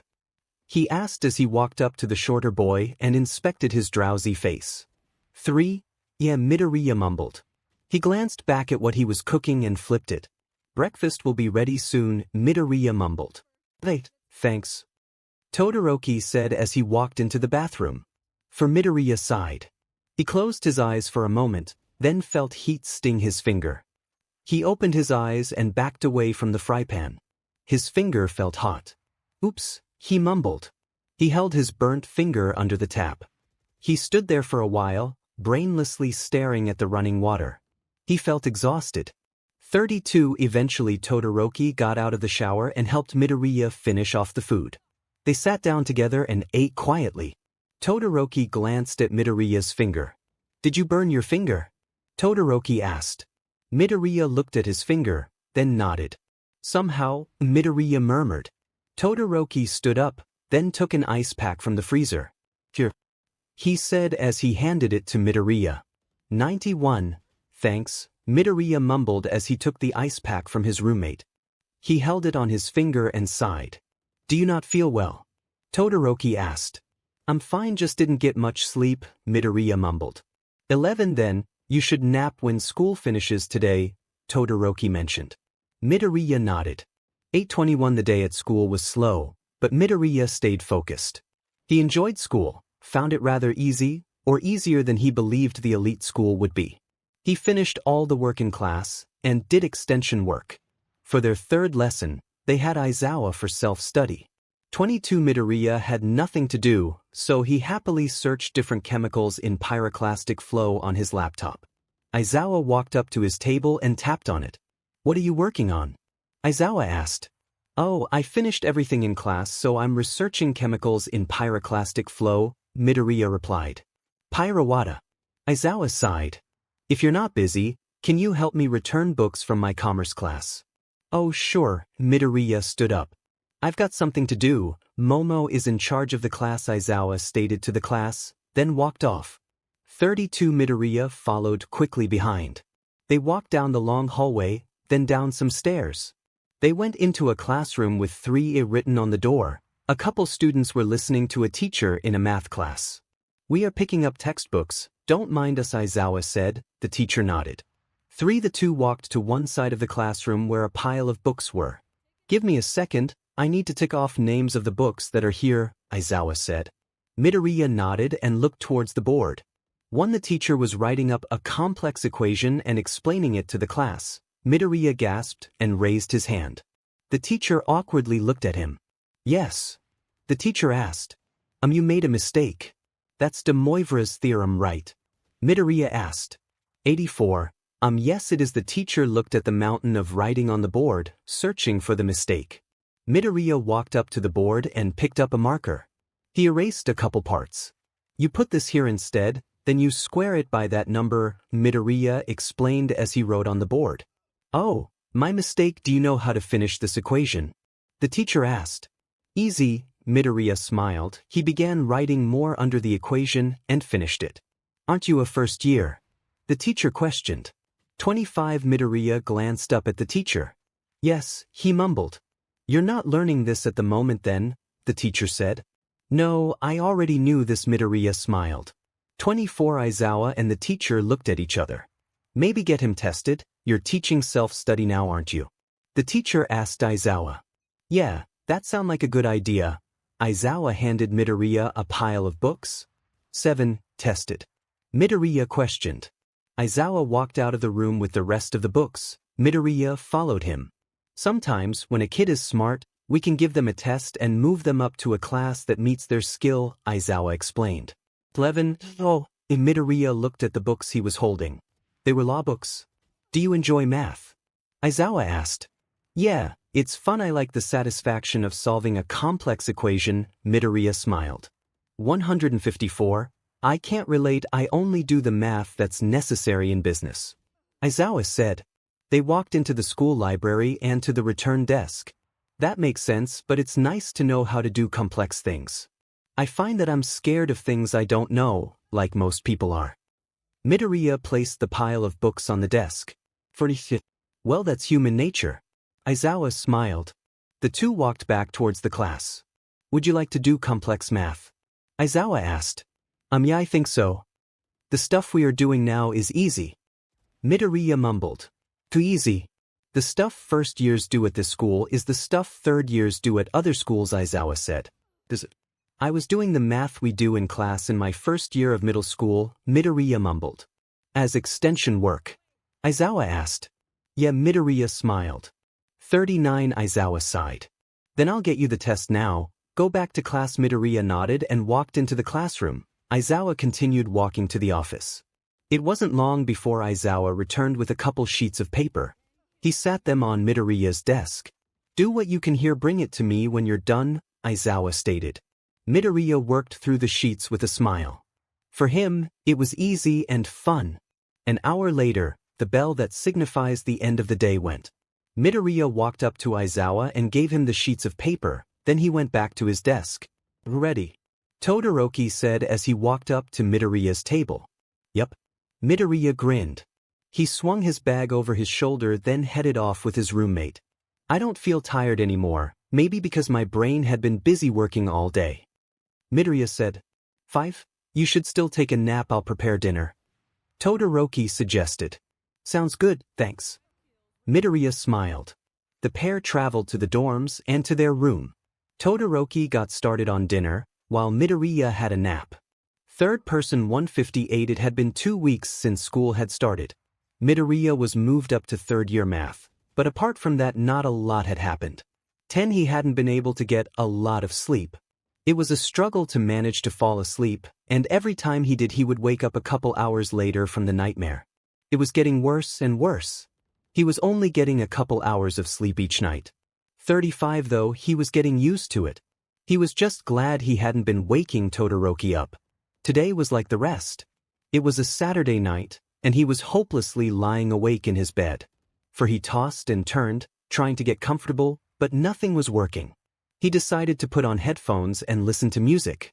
The music helped him calm down, and he eventually fell asleep. 31. But like every night, he had the same nightmare. But now, his mother would say it should have been you. And everyone would glare at him. He woke up 2 hours later with tears streaming down his face. 15. His heart was uncontrollably thudding, though he felt like he couldn't breathe. He scrambled to his cupboard and slid it open. He reached to the back where there was a small pencil case, and grabbed it, then ran out of his room. 15. He stumbled into the bathroom and closed the door. He sat on the toilet and pulled up his sleeve. On his wrist were a few evenly spaced out scars. He opened the small pencil case and took out a blade. He sliced it across his wrist, then watched as the blood trickled down his arm. 24. The pain made him calm down a little, so he made another one. Then another and another, until he had made 10 neatly positioned cuts on his arm. He walked over to the sink, then turned on the tap. He washed off all the blood, then wrapped his arm up. 37. Midoriya. His roommate called. Midoriya flinched.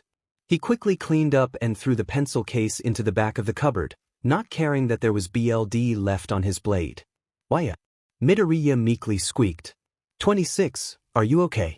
You've been in there a while, Todoroki mumbled. Midoriya pulled his sleeve over his bandage's arm, then opened the door and stepped out. I'm okay. Midoriya forced a smile. Todoroki stared at his face. Your smile looks tainted. What do you mean? Midoriya tilted his head. Todoroki held both of Midoriya's hands, then looked alerted. He raised both Midoriya's hands and stared at them. 16. What's wrong? Midoriya nervously mumbled.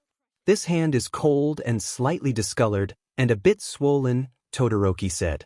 Midoriya knew all that was because of the lack of blood flow through his arm and hand, because he had been cutting. 22. That's because my arm is still healing from when it was broken, Midoriya mumbled. Oh. Todoroki let go of his hands. Well, you look tired, Midoriya. You want to sleep in my bed. Last time you slept well, Midoriya stared at him. He didn't want to feel like a burden. But he was exhausted. 29. Only if you're okay with it, Midoriya mumbled. I'm fine with it. Todoroki grabbed Midoriya's hand and walked into his room. Todoroki rolled out his futon onto the floor, then closed the curtain. He picked Midoriya up. For bedtime. Todoroki grinned. "Ah, I can walk." Midoriya squirmed in his grasp. Todoroki placed the smaller boy on the bed and pulled the blanket over him. "But you didn't," Todoroki teased. 81 Midoriya smiled. Yeah, thank you," Midoriya mumbled. Todoroki smiled. He was happy to see Midoriya's real smile. He turned off the lights, then laid down on the futon. "For night, Midoriya," Todoroki mumbled. "Good night." Midoriya yawned and sunk into the comfy bed. He somehow felt comforted by being around someone when going to sleep. It was like his negative thoughts just disappeared. He was more focused on how lucky he felt to have a nice roommate. 35 It wasn't long before the warmth of Todoroki's bed accompanied him into his slumber. Todoroki fell asleep too. Though, again after around an hour, Midoriya woke up from the nightmare. He pulled at his hair, trying to make the thoughts go away. Todoroki's eyes opened and he glanced up at Midoriya. "Midoriya, what's wrong?" Todoroki asked. Midoriya's eyes darted towards Todoroki. His eyes filled with tears when he realized he had woken him up. Todoroki got up then sat on the bed. "If you're struggling, tell me you don't need to suffer alone," Todoroki said. 42 Midoriya shook his head. "I don't want to throw my problems at you," Midoriya mumbled. Todoroki sighed, then hugged the smaller boy. "You won't get anywhere with that mindset," Todoroki said. 54 Midoriya hugged Todoroki reluctantly. They sat silently for a bit. "It should have been me," Midoriya quietly mumbled. "The accident? What do you mean?" Todoroki asked calmly. "I should have been killed." "Not her." "Not her," he mumbled. "Don't say that that's not true. No one should have died." Todoroki said. Midoriya stained Todoroki's shirt with his tears. 17 Why does this always happen? Midoriya looked up at Todoroki. His eyes made him look broken. "Why me? My mum's gone now. She was all I had." He cried. Todoroki said nothing. Midoriya cried. Todoroki pulled him into a tight hug. 49 I don't get it. Some people have it so easy. But me? I've been bullied my whole life. People would tell me to kill myself. I couldn't do that because Mum loved me. But now she's gone, so what's the point anymore? Midoriya muttered. 39 He desperately tugged on Todoroki's shirt. Todoroki didn't know what to say, so he sat quietly. When Midoriya calmed down a little, he decided to speak. "Midoriya, you have friends. I'm sure they all love you. I love you. In a non-gay way." Todoroki explained. 517 Midoriya looked up at him and smiled. "You're weird, thank you though." He mumbled. Todoroki smiled. "But I mean it," he said. 26 Midoriya laid down. "Can you sleep in the bed with me?" Midoriya asked. "Oh sure." Todoroki laid down. "If I have a nightmare and I wake you, please wake me up," Midoriya mumbled. "Sure." Todoroki smiled. 55 Midoriya sunk into the bed and fell asleep. Todoroki watched him sleep for a while. In his head, he replayed his sister's words. "Don't fall for your roommate." But he believed he was failing, because he wanted to protect the boy in front of him forever. Third person 164 The two roommates slept soundly together. For the first time in a couple months, Midoriya didn't wake up from any nightmares. They slept for 7 hours, into the late morning of Sunday, and Todoroki was the first to wake up. 16 When he opened his eyes, he saw a green mop of hair nuzzled into his chest. A small smile crossed his face, but he tried to avoid gay thoughts and failed. 294 The taller boy managed to slide out of bed without waking Midoriya. He walked to the bathroom and did his business, then looked at himself in the mirror. "I need to shave," he mumbled. 187 He opened the cupboard and looked around the shelves. He noticed a small pencil case at the back of the shelf and pulled it out. He opened it up and looked inside. Wound tape, bandages and blades. 135 He inspected one of the blades, and noticed dry BLD, then he knew exactly what its purpose was. 288-11 It was the afternoon. Midoriya and Todoroki were playing video games together while eating snacks. And though they were both enjoying themselves, Todoroki couldn't help but think about the pencil case. 3 He had hidden it, taken it away from the cupboard.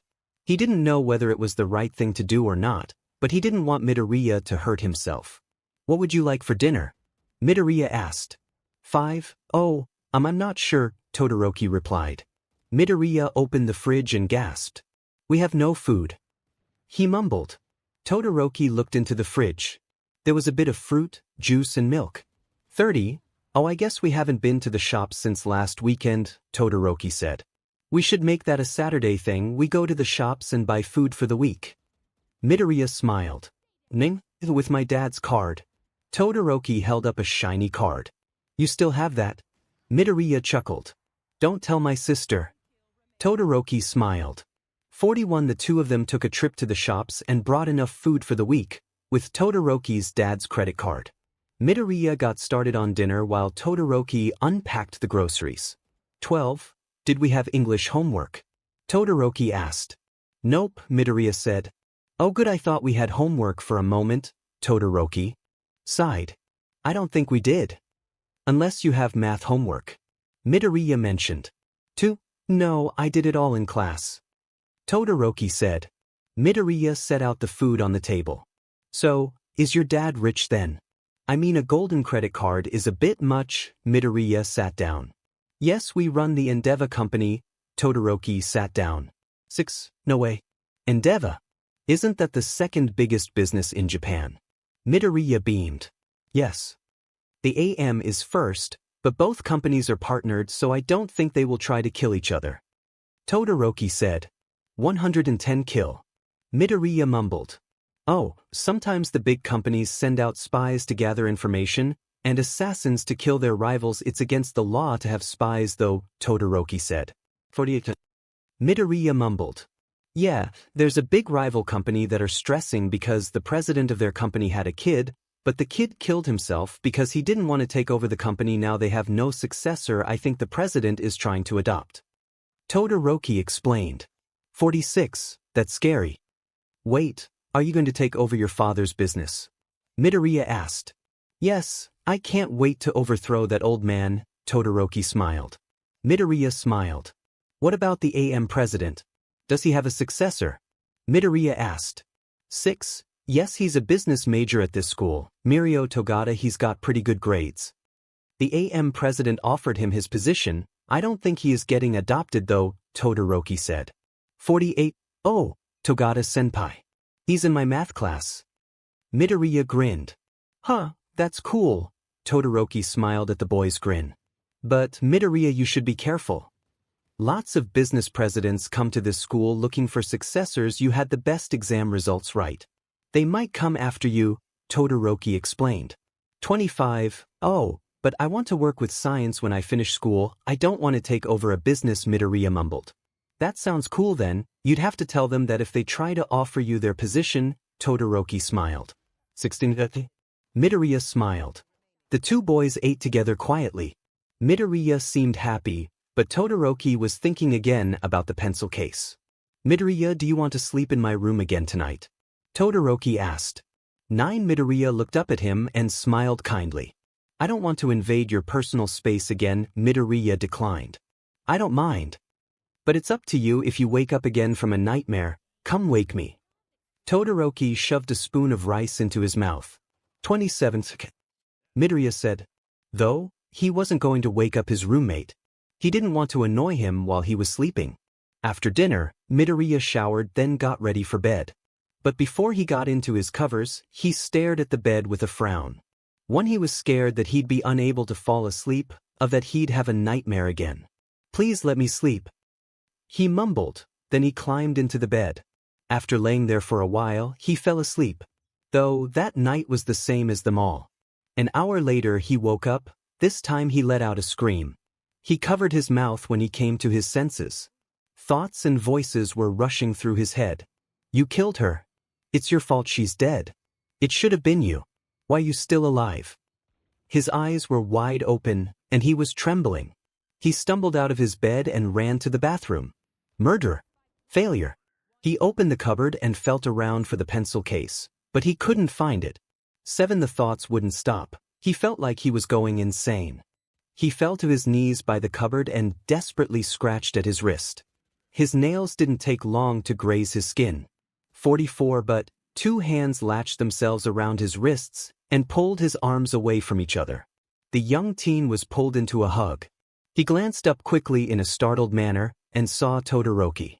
Please don't hurt yourself, 288 third person 35, please don't hurt yourself.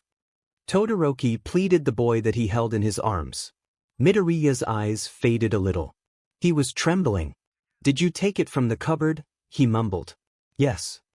Sorry, I didn't want you to hurt yourself, Todoroki said. Oh, I see. Midoriya mumbled quietly. You killed her. Should have been you. Midoriya began to panic. He squirmed out of Todoroki's grasp. I need it, he said as he ran off to his room. Todoroki got up and followed him. Midoriya reached into the pocket of his jacket and pulled out a spare blade. 81. He glanced towards Todoroki and pushed him out. Ignore me, go to bed. Midoriya panicked as he closed his door on his roommate. He sat in front of the door and pulled up his sleeve. It should have been you. Midoriya sliced the blade across his arm. The thoughts calmed down a little. To Midoriya. Midoriya opened the door. Todoroki knocked repeatedly on the door. Midoriya ignored him and stared at the BLD that was dripping down his arm. Todoroki tried to open the door, but Midoriya was sitting in front of it so it wouldn't budge. 81 please. I can help you. Todoroki pleaded. Midoriya held the blade on his arm and carefully drew a vertical line. Sorry, Mum. Sorry for killing you, he whispered. Tears were filling his eyes and making his vision cloudy. 34. He continued deepening the vertical wound in his arm. The balcony door swung open, making a loud noise. Midoriya flinched, which forced the blade across his arm in a diagonal direction. BLD spurted out of the wound. 80. Midoriya dropped the blade and instinctively put his hand over the wound. Todoroki rushed over. SHT, Todoroki stressed. Language, Midoriya mumbled. Is now the best time to comment on that? Todoroki asked. 100, it's fine, I can deal with this. I'm okay now, Midoriya mumbled.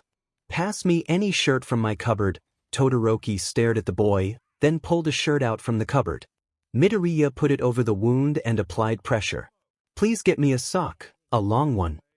Midoriya mumbled. Todoroki rummaged through the drawers, then handed Midoriya a long sock. Midoriya tied it around his upper arm tightly. He let out a shaky breath. That's going to cut off the circulation. Todoroki said. 12. I'd rather a temporarily paralyzed arm than circulatory collapse to occur. This artery is luckily not a major one and I've only slightly damaged it. It should clot soon since I'm only producing about 110 millimeters of systolic pressure. Midoriya closed his eyes and held his arm above his head. He pressed his fingers on his neck. For 89. He mumbled. 134, I'll call an ambulance. Todoroki pulled out his phone. No. If you do that, I'll disturb everyone. Sorry, you should go sleep, Midoriya mumbled. Stop it. Todoroki spat. Midoriya flinched and opened his eyes. Todoroki looked hurt. You're always trying to do things on your own. Won't you let me help? I want to help you. Todoroki stated. Midoriya stared at him. The two remained silent for a bit. 9. You're right, sorry, I've always been independent. I'm not used to receiving help, but please don't call anyone, Midoriya said weakly. Then what can I do? Todoroki asked. 90. Midoriya mumbled. 8. Could you clean up the BLD on the floor? Midoriya asked. Yes, do you want me to help you get to bed? Todoroki asked. I can do it, Midoriya mumbled. 1. Todoroki frowned and picked the boy up. He carried him to the bed and laid him down carefully. You just relax, Todoroki said. He walked out of the room to collect cleaning supplies. Midoriya placed his fingers back on his neck and kept his injured arm elevated. 102, he mumbled. Todoroki walked in and began cleaning. Midoriya inhaled slowly, but sharply. Todoroki, so far I'm losing around 15% of my BLD volume. My heart rate is elevated. If I pass out, call someone. I think I've gone into class 2 hemorrhagic shock, Midoriya mumbled. 205, shouldn't we call someone now? What if it's too late later? Midoriya, I know you don't want to, but it's the right thing to do. Todoroki said. No, because if you do, I'll be too scared to ever ask you for help. I'll be afraid that you'll tell, Midoriya mumbled. His eyes began to tear up. Okay, just explain what this hemorrhagic stuff is. Todoroki sat on the end of his bed. Hemorrhagic shock is the depletion of intravascular volume through BLD loss to the point of being unable to match the tissue's demand for oxygen. Midoriya mumbled. Easy English. When you lose BLD and your red BLD cells can't transport oxygen to organs and tissue at the required speed 177. Todoroki thought hard. Okay. And what's class 2? He asked. When you lose between 15% and 30% of your total BLD volume, I think. Unless it was 15 to 40%, I can't remember. Systolic pressure may fluctuate but normally stays the same. Heart rate increases to between 100 and 125 BPM, Midoriya said. 147. Todoroki nodded and sighed. I'm sorry, I didn't know what to do. I don't know any other ways to make the voices and thoughts go away, Midoriya mumbled. Stay with me, that worked yesterday, didn't it? Todoroki smiled. 7, but Midoriya went to speak, but Todoroki cut him off. I don't mind. You're not getting in my way. I told you, Midoriya, I want to help. I'll do what I can. Todoroki held Midoriya's hand. Midoriya smiled a little. 14. Around 10 minutes later, Midoriya took the sock off his arm and unraveled the shirt. The bleeding had finally stopped. He carefully placed a wet, clean shirt on the wound to clean it, then let it dry naturally. Any little bump and it'll bleed. Midoriya mumbled. 7. He placed cut-up cloth on top of the wound, then wrapped wound tape around it to hold it in its place. Todoroki carefully bandaged up the teen's arm and placed a sling over his head. He leaned down and kissed Midoriya's hand. 21. There, all better, Todoroki smiled. Midoriya blushed. My mum used to do that, yeah. I can kiss all your injuries better now. Todoroki smiled, wondering if that sounded gay. You're a nice guy, Todoroki. Midoriya giggled. 269. Todoroki carried Midoriya into his room and carefully laid him down. He hopped in the bed next to him and carefully held him. Midoriya fell asleep almost instantly. Midoriya was fast asleep, but Todoroki was wide awake. He was keeping an eye on the boy in front of him, making sure he didn't feel any discomfort.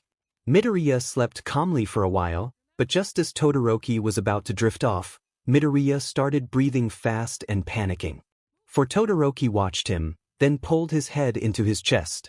It's Todoroki whispered. Tears soaked Todoroki's shirt, though Midoriya eventually calmed down and slept soundly. He twirled the teen's hair in his fingers, then pushed it out of his face. 25:12. The next morning, the two of them woke up when Todoroki's alarm went off. Midoriya was snuggled into the taller boy, while Todoroki's arms were around him. Todoroki blushed and thought, I bet this looks gay. 254. Midoriya yawned and rolled over. Morning, Midoriya mumbled. Todoroki sat up. Morning, how do you feel? He asked.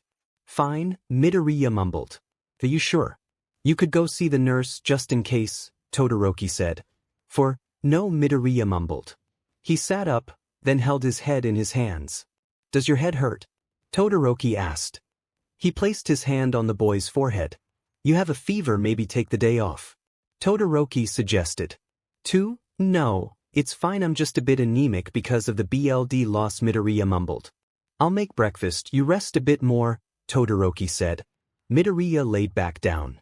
I'm sorry for causing you trouble, Midoriya sighed. 21.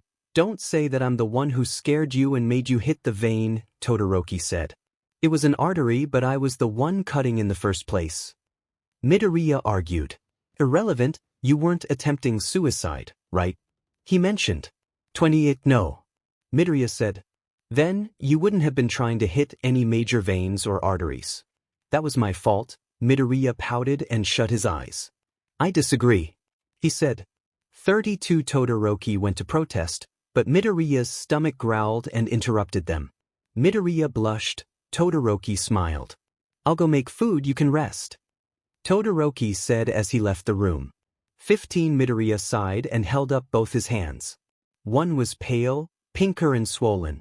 He couldn't move his fingers much. He sighed and sat up. He made little fists with his hands. I'll be happy for Mum. He smiled, feeling sudden motivation to try be happier. He walked out into the kitchen, where Todoroki was cooking up breakfast. Midoriya went into his room and got changed into his school clothes, then packed up his bag. "Breakfast is ready," Todoroki yelled. Midoriya walked out of his room and sat down at the table. Todoroki sat a plate in front of him. "Oh, you're already dressed." Todoroki sat down with his own plate and began eating. 10? Yes, because we have to leave in 5 minutes. Midoriya smiled. Todoroki pulled out his phone and looked at the time, then shrieked. He shoved his food into his mouth, then ran to his room. 34 Midoriya calmly ate with a little grin on. When he finished, he brushed his teeth and hair. Todoroki ran into the bathroom and brushed his teeth aggressively. "Ready?" Midoriya asked as he slipped his shoes on. 25 Yes. Todoroki threw his bag over his shoulder and ran out the door.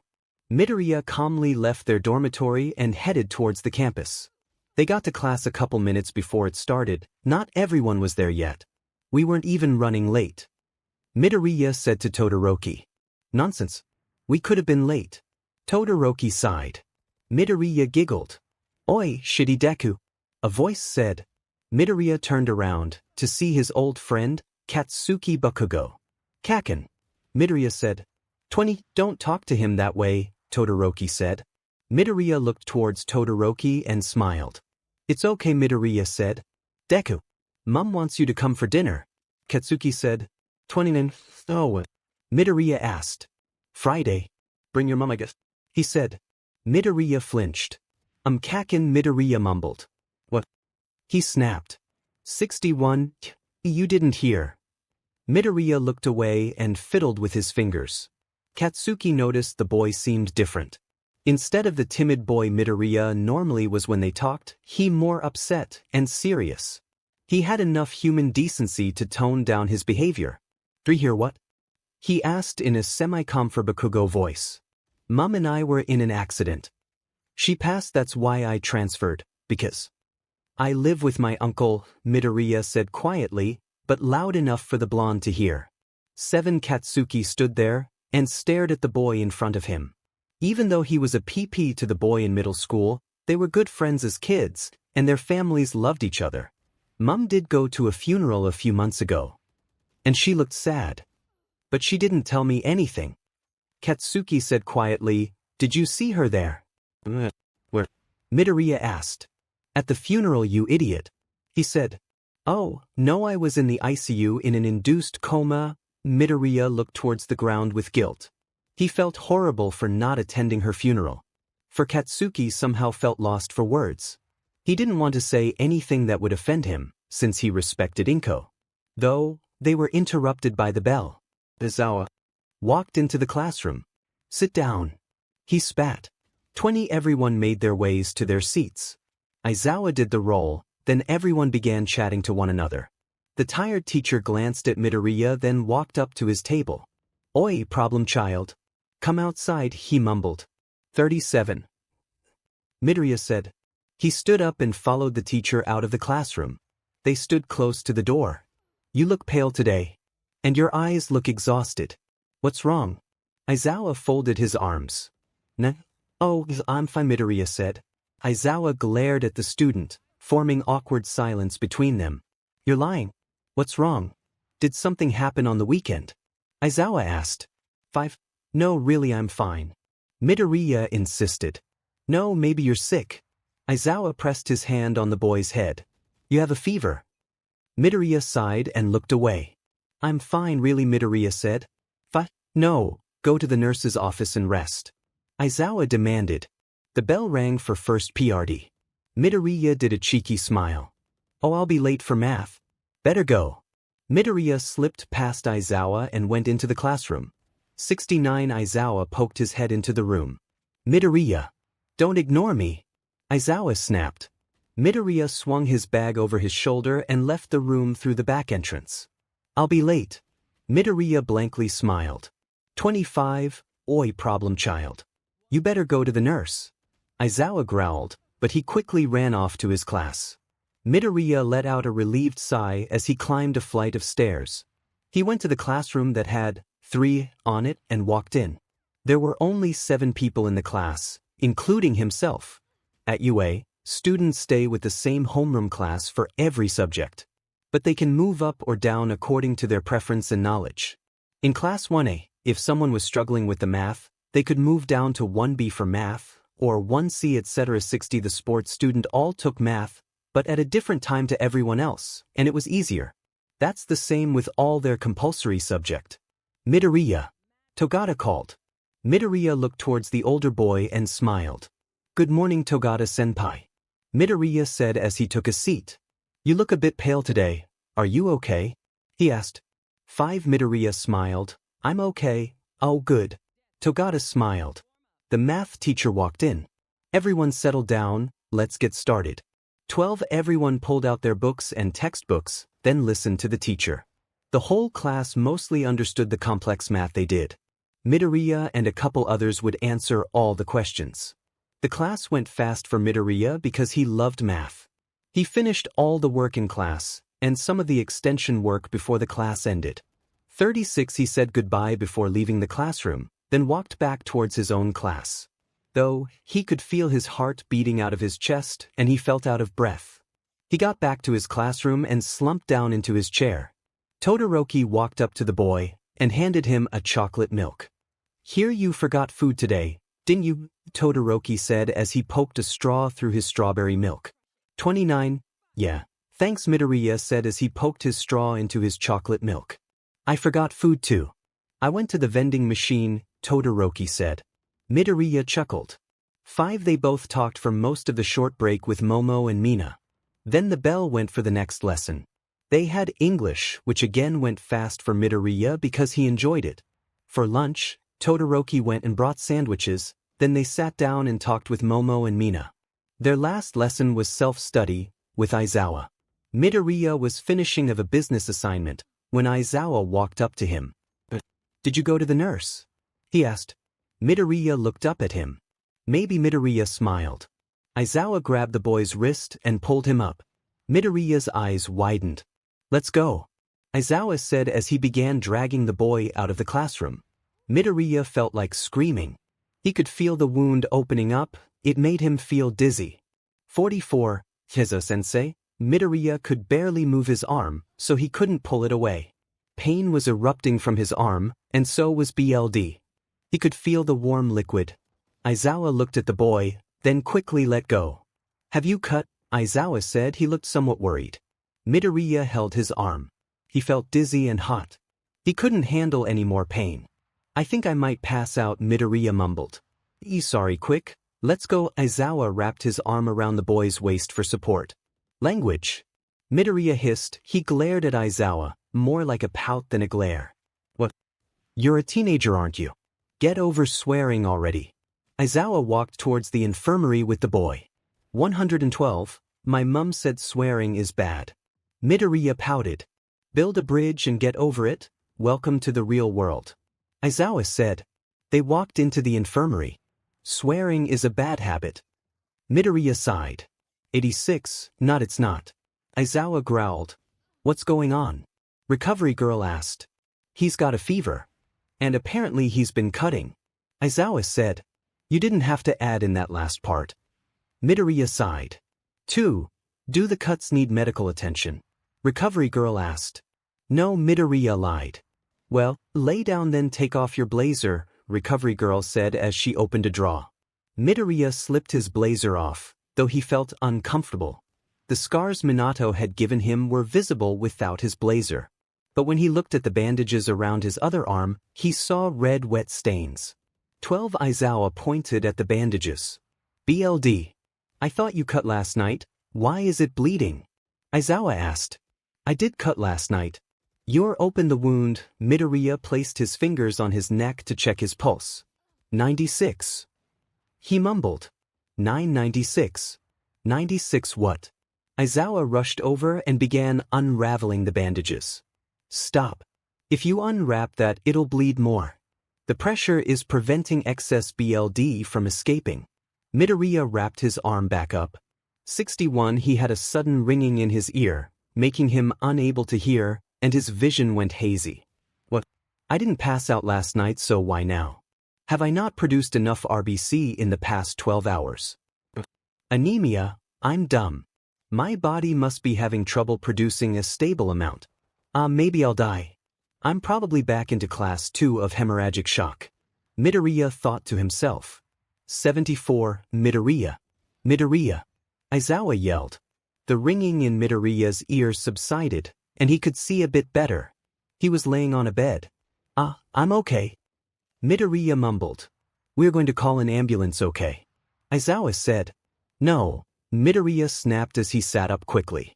His vision became impaired again. He held his head.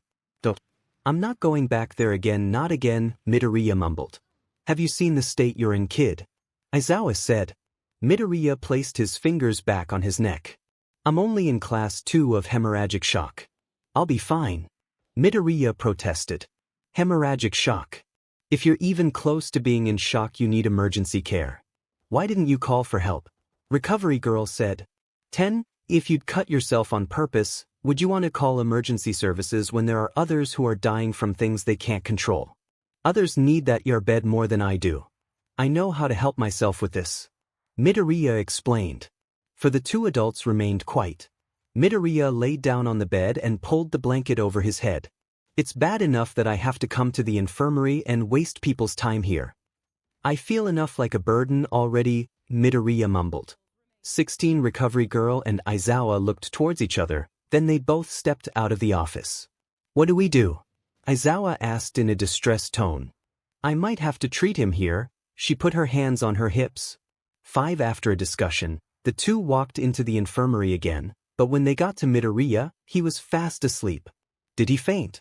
Aizawa asked. No, he's sleeping, she smiled. But Aizawa sighed. 3 Aizawa eventually left, and Recovery girl did what she could to help with the boy's fever and injuries.